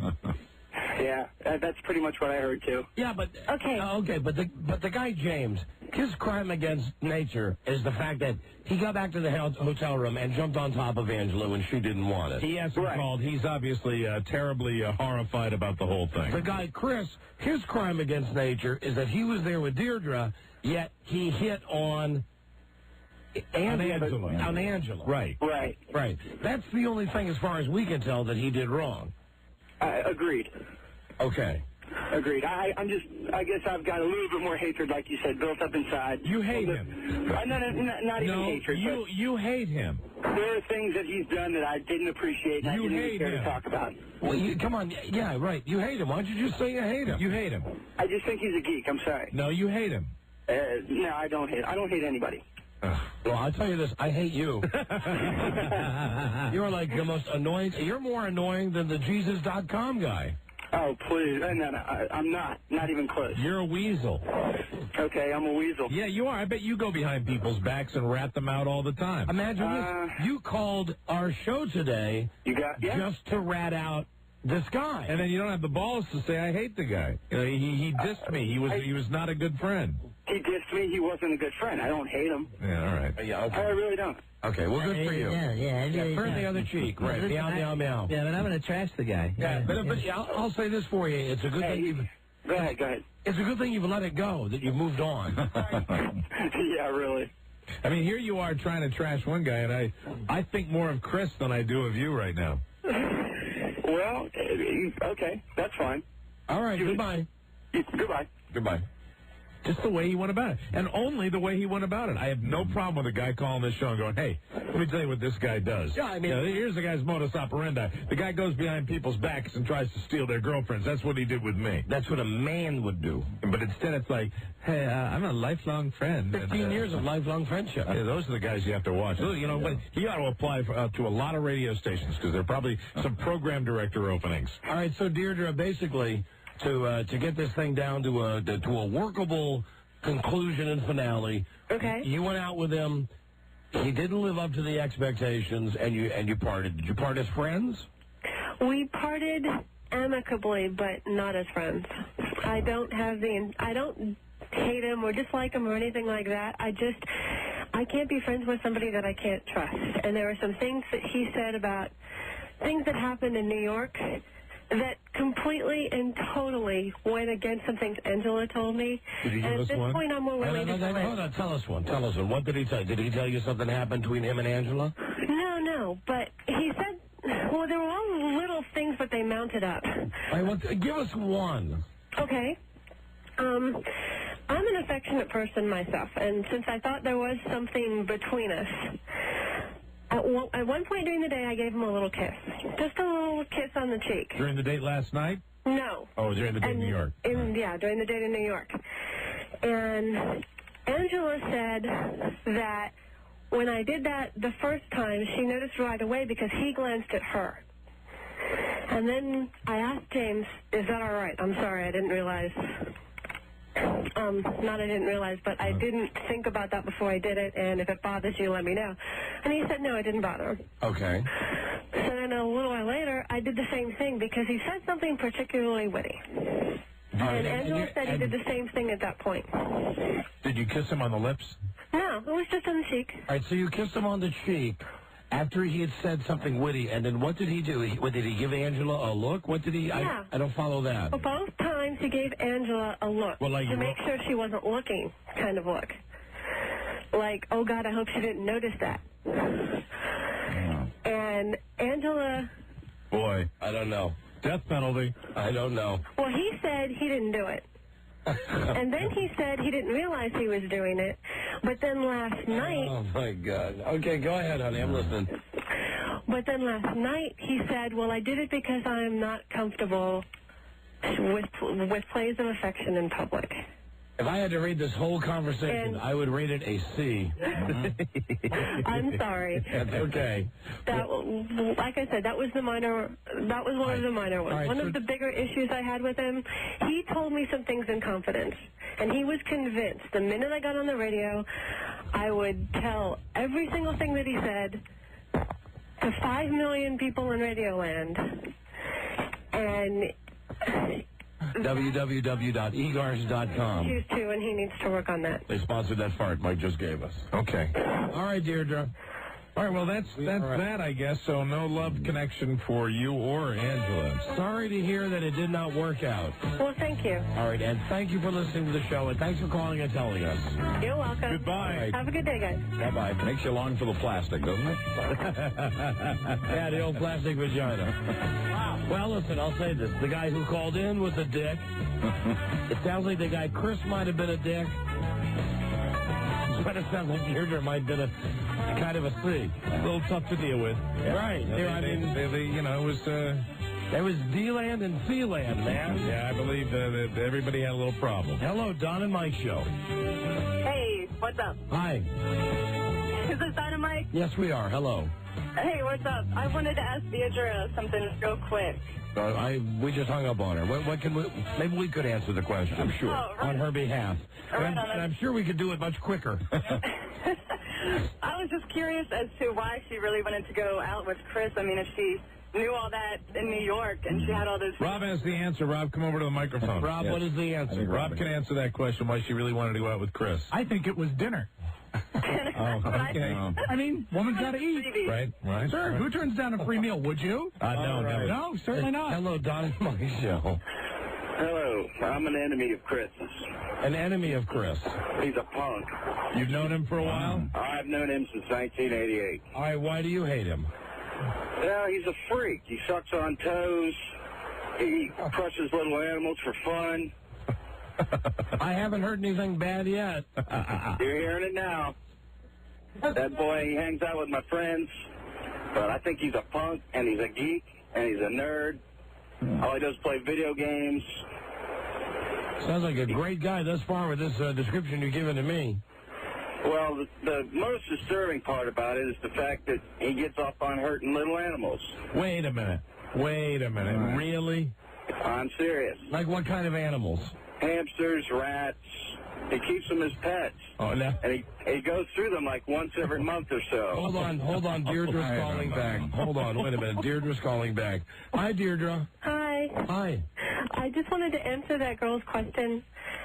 Okay, yes. The question was, why did you go out with him again? It was dinner, right? No. Oh, okay. I really was giving him another chance. Okay. All right, terrific. All right, Look, thank you. there are misunderstandings in the world, and I thought maybe it was a misunderstanding. That's all I was saying. From what we're hearing right now, it might be just as well that you parted company. We're getting into a real dark area here. We're hearing now that he likes doing stuff to animals. We're not even sure if this guy's legit. Yeah, Okay, then I went the right way. All right, bye-bye. Bye-bye. Bye-bye. I'd love to hear from Chris. Bye-bye. He knows me, and he can call up. What's your name, sir? Defend himself. My name's George Elsey. All right, and George, what has he done to animals that you know of?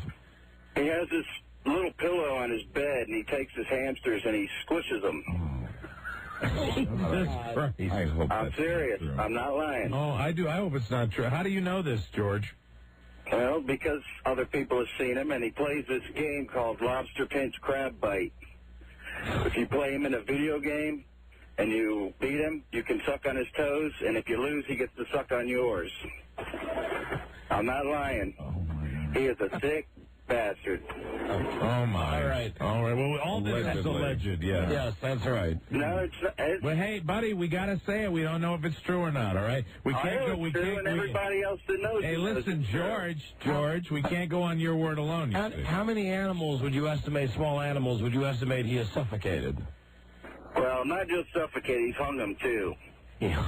But, no, he'd make a little noose and hang him out his window and swing him around. Oh, come on. Oh, I don't believe this. Alan just called you, and he knows everything. I don't believe it. Get out of here. I don't believe it for He a second. suffocates him with little pillows, and then he makes little nooses. Come on. Hangs him out his window. Plays video games and then sucks on another guy's toes. Wow. Don and Mike's show. Wow. God damn. We got to get that guy Chris back on the air to get his side of the story. Chris, wherever you are, call us for God's sake. Hello, Don and Mike.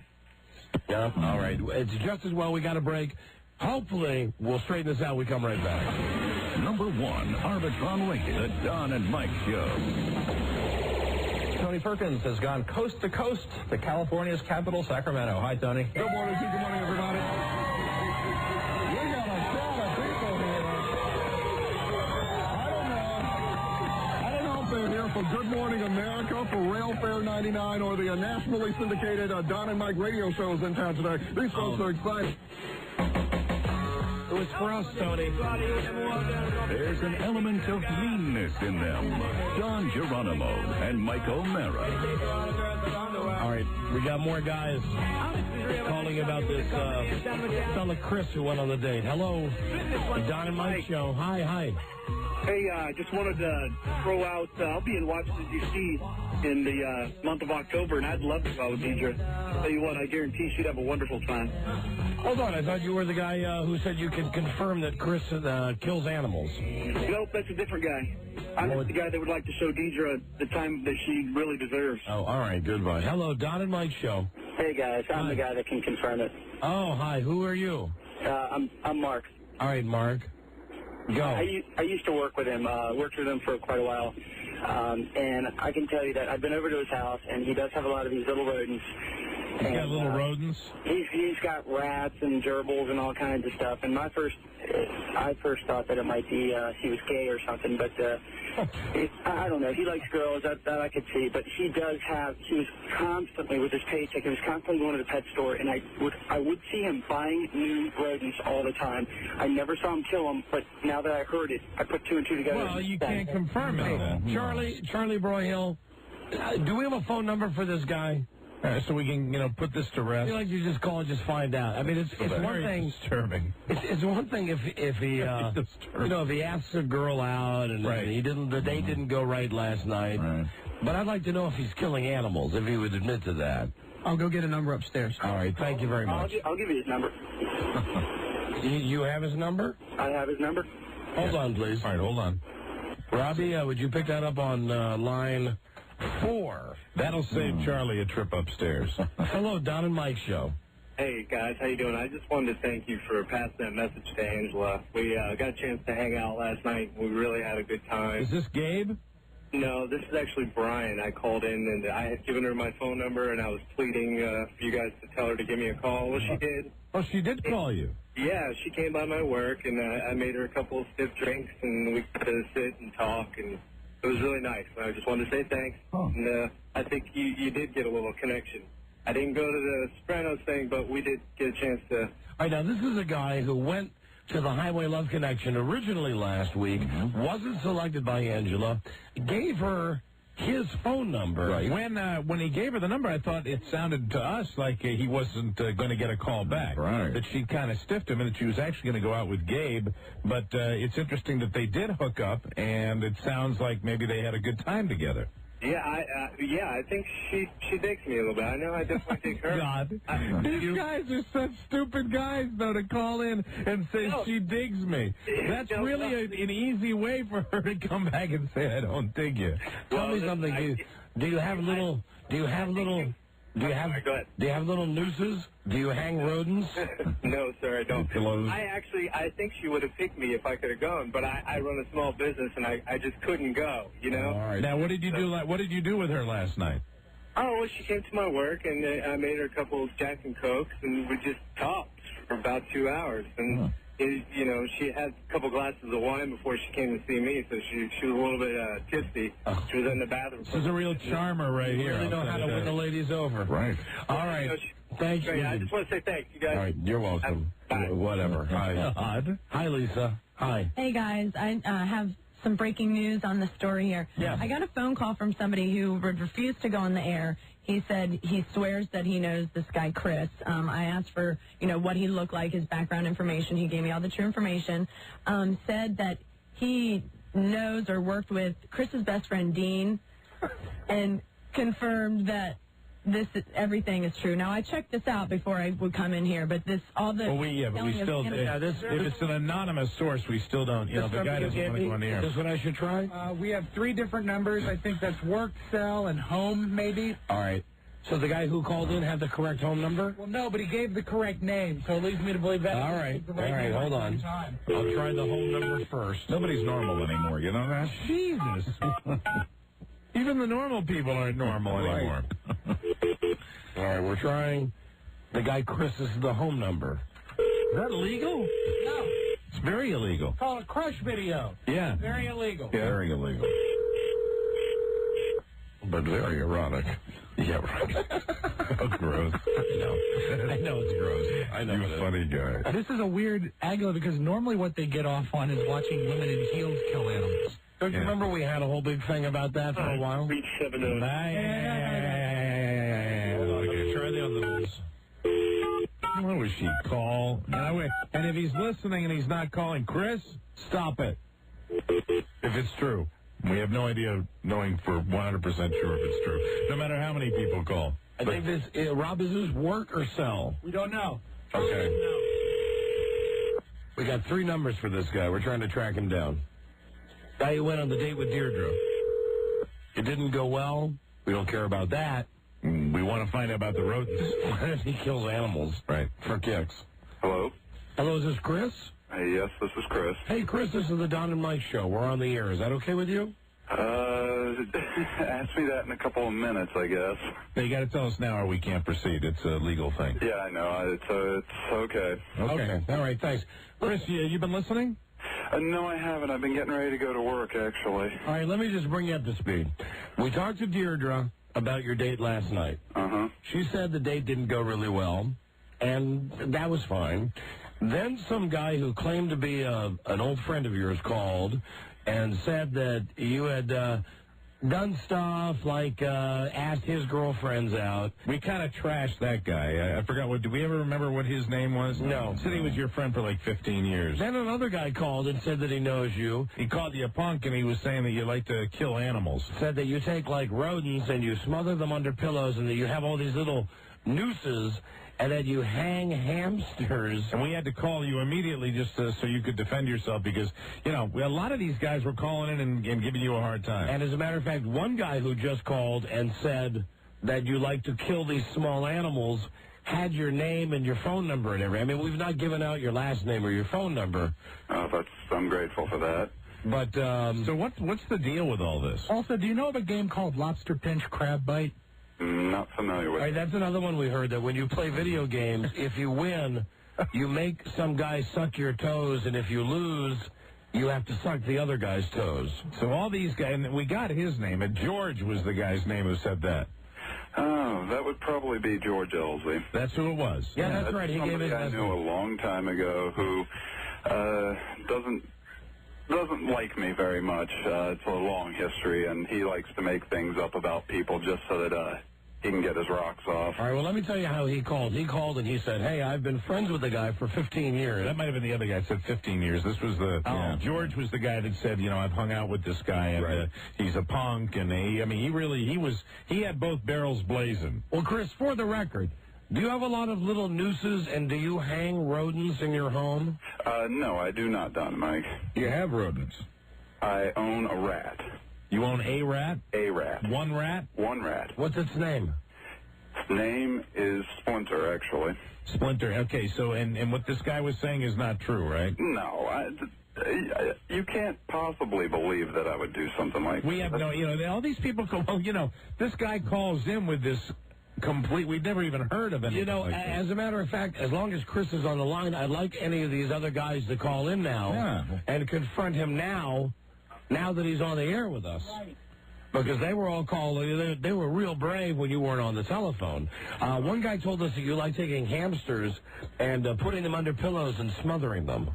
No, I've never liked doing that. I'm not into cruelty to animals. Oh, okay. Okay. All right. I mean, then that's it. That's all we needed to hear. I mean, you know, a lot of these. That guy George was pretty rough on you there, Chris. I guess he's an enemy.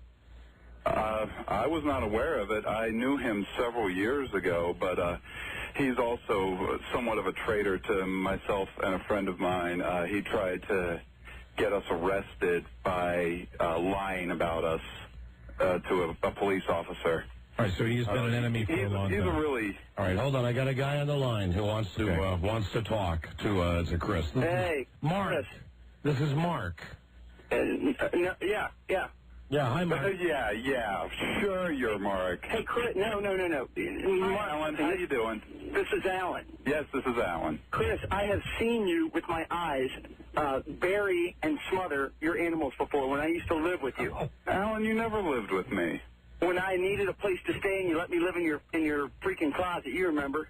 Oh, yeah, when you lived in the crawl space. Exactly. I've seen you torture now, wait a minute, guys, what's going on here? Out of the kindness of my heart, Don and Mike, let me explain this. Out of the kindness of my heart, when he was put out of his house, I let him live in my home, even though my father probably would have thrown me out for letting him live in my house. And this is how this dick repays me, by lying about me on a national radio show. You proud of yourself, Alan? Well, I'm not lying, so there's nothing to be proud about. I have seen you. Other people have seen lie. You lie to everybody, Alan. Hold on. Everybody knows you as a liar. One at a time. Alan, when you called, why did you give the name Mark? Because the liar. Mark is with me. What? Mark is with me, and he's my stepbrother, and he knows him, too. Yeah, but you gave the name of Mark Allen, and that damages your credibility. Mark called in. Yeah, so you had another guy. You had another guy Mark, call in? Mark had I was driving. He was sitting the phone. That, is an alcoholic. Oh, boy. Grandmother. This is growing hair now. That he got thrown out by his father and had to go back to Louisiana because he couldn't even do something as simple as hold a job up here. Chris, bottom line is you need help because you do torture these little animals. Right. And if I ever saw it, I would turn you in. Oh, well, wait a minute. Wait. Hold it, Alan. If he ever saw it. Yeah, Alan. Chris, you know how I was 18 years old at the time when I saw you doing this stuff. Alan, I'm a lot older now. About this. Alan, do you love getting on the radio? Hey, Alan, don't say the S word, guy. Alan, I have to ask you a question. Now, you say if I ever saw him do that, I'd turn him in. Now, that was what I was saying when we got all these allegations. Have you ever seen him kill a small animal? I have. And how come you didn't turn him in? Like I said, I was 18 at the time. Oh, okay. I did a lot of stupid things myself that he probably knew about. It's one thing that I just never thought about doing. I was living with him at the time. What's that? What's that, Chris? Sounds like somebody's backpedaling now. His lie is coming back to bite him. Yes. Now, Alan, what animal did you see Chris allegedly kill, and what method did he allegedly use to kill the animal? I'm not sure if it was a hamster or a gerbil, but it's one of the two. I can't even tell the two apart myself. Yeah, and what did he do? What method? He has a small, funny-looking pillow that he had on his bed. It's about 1/4 the size of a regular pillow. I don't know why, but he'd use it, and he'd get up on top of it, and he'd smother the creature. It's hard to explain, but he'd be on his knees, and his hands would be covering the pillow, and he'd smother it. Okay, Don and Mike, let's just entertain the thought that I would do something like this. Please. You honestly think I would do it in front of somebody? Especially somebody who had as big a mouth as Alan? Chris, I was not there watching you in the room.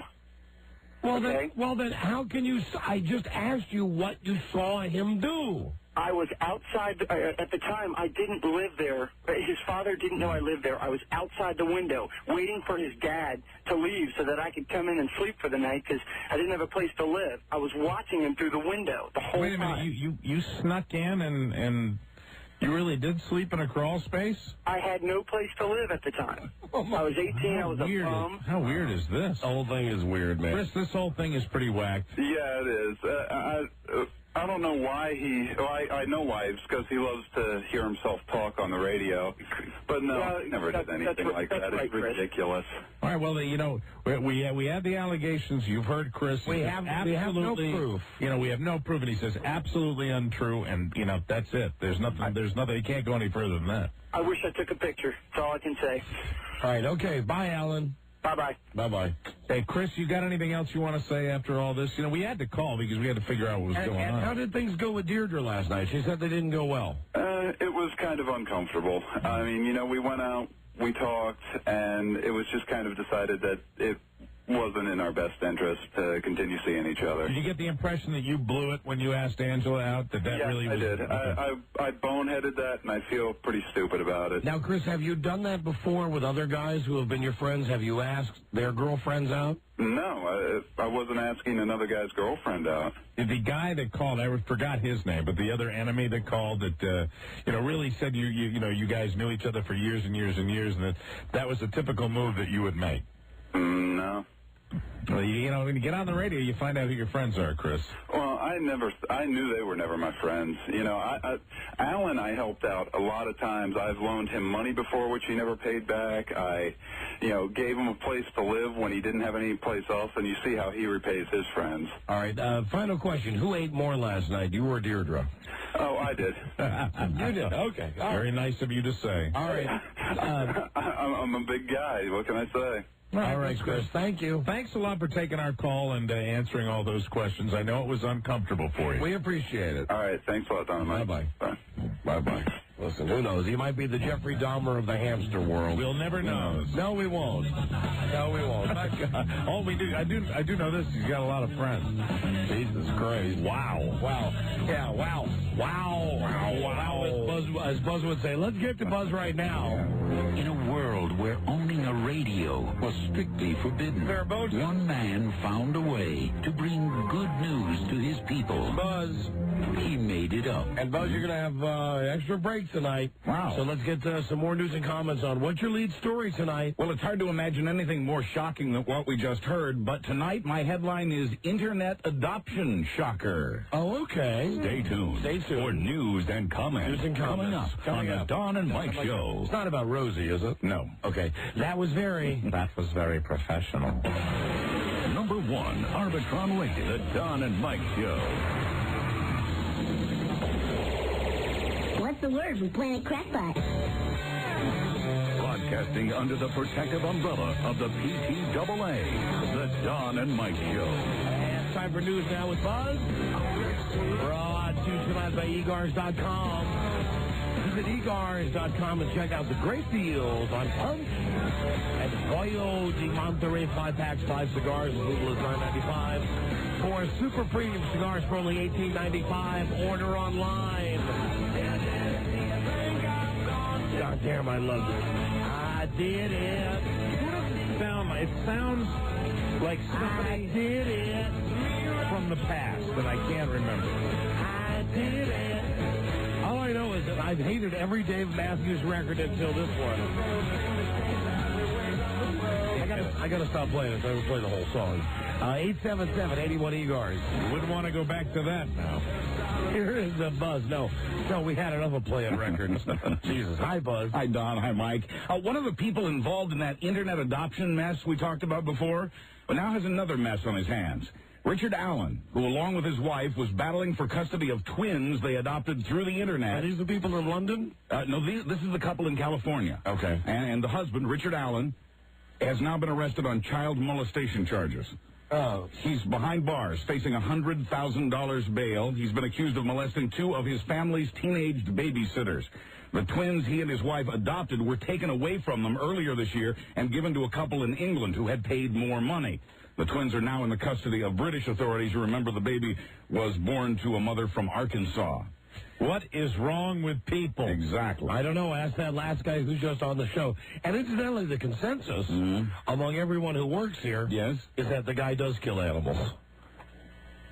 There's no way to know that. That would be alleged. I know. Totally alleged. Yeah. Yeah, we have absolutely no idea. But I'm just telling you, I walked back to the producer's room, and Mike was back there with Lisa and Charlie, and apparently everybody thinks the guy does it. But on the bright side, I think it would be okay if he did it for food. If he was in the Outback, Steakhouse? If he was on Survivor. No, on Survivor. Tiny but delicious tenderloin. Exactly. Yeah, absolutely. Never get the cordon bleu. Blur. Blur. Number 1, Arbitron rated, the Don and Mike Show.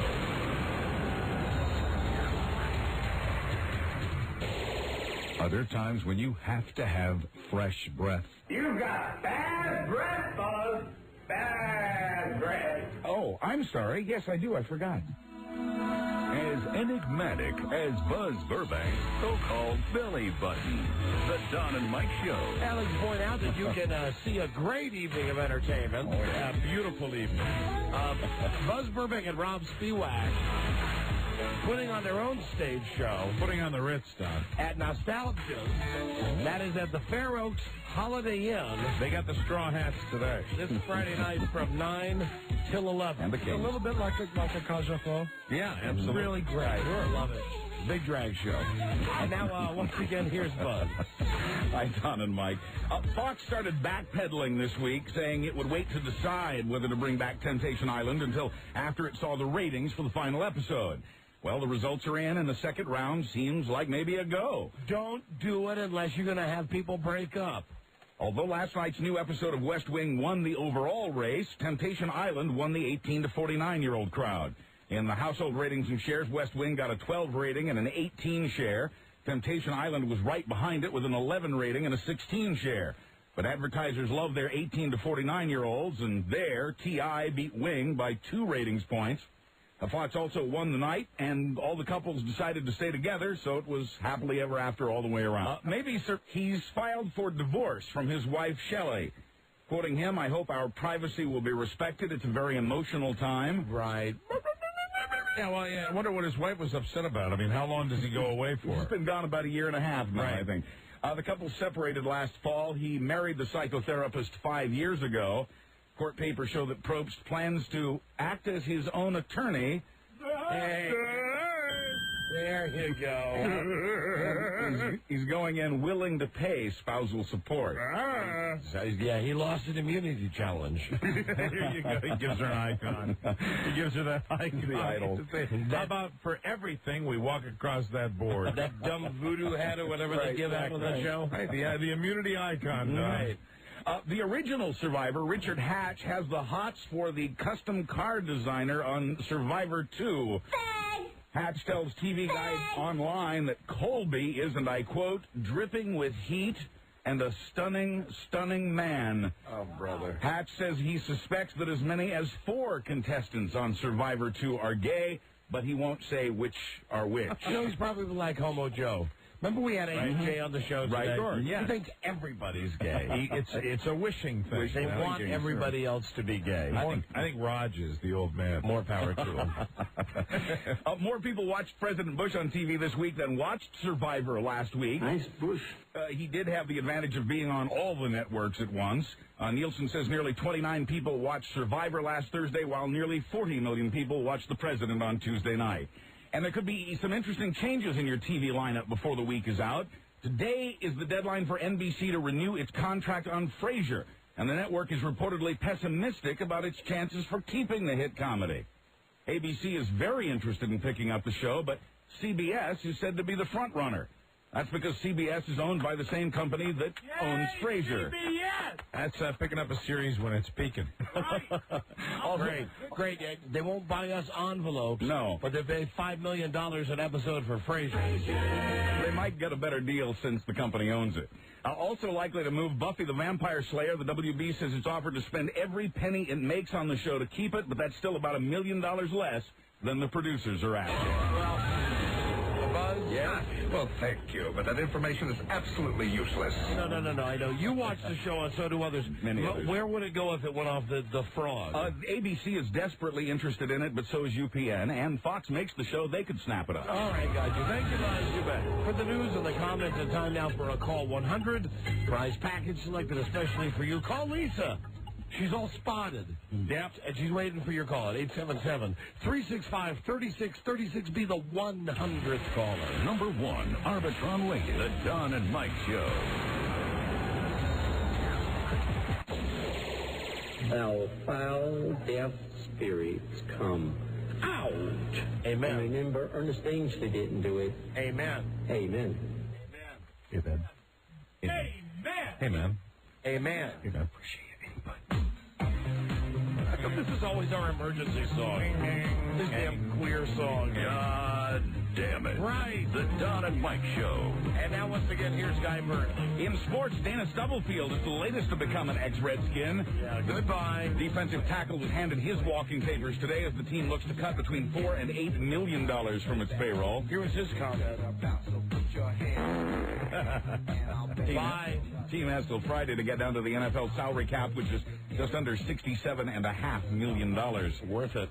Carolina Panthers defensive end Reggie White, the NFL's career sack leader, is going into retirement for the third time. He makes a lot of sense. You should just go out and lecture. Absolutely. Running back Dorsey Levens has signed a 3-year renegotiated contract with the Green Bay Packers. Levens would have been one of the prize players in free agency had he not signed the new deal. Yeah, prize player. Rod Strickland's no longer a Washington Wizard, but then he really hasn't been for a while. Oh, hold on. Here's the comment from Rod Strickland. Hey, this is Keith. Yeah, the richest to Don and Mike. No, I'm sorry.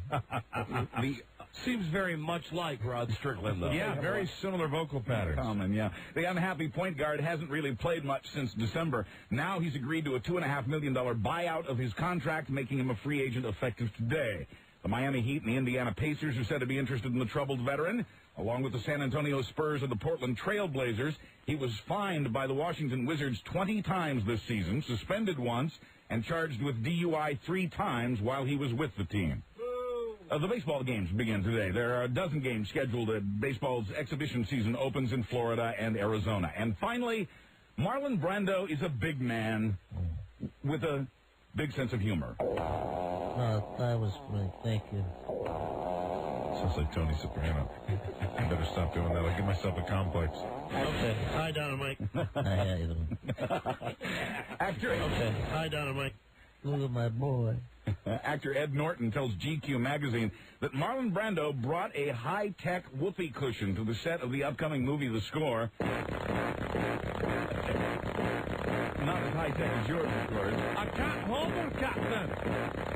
Norton says Brando would hide the noisemaker near wherever Robert De Niro was supposed to be. And then when De Niro warmed up to his lines on the 3rd or 4th take, Brando would hit the remote control that activated the device. I'll be watching you. Norton says Brando found the gag to be hysterical. That's right. Hey, if he likes fart humor, way to go, Marlon. I'm Buzz Burbank on the Don and Mike Show. No.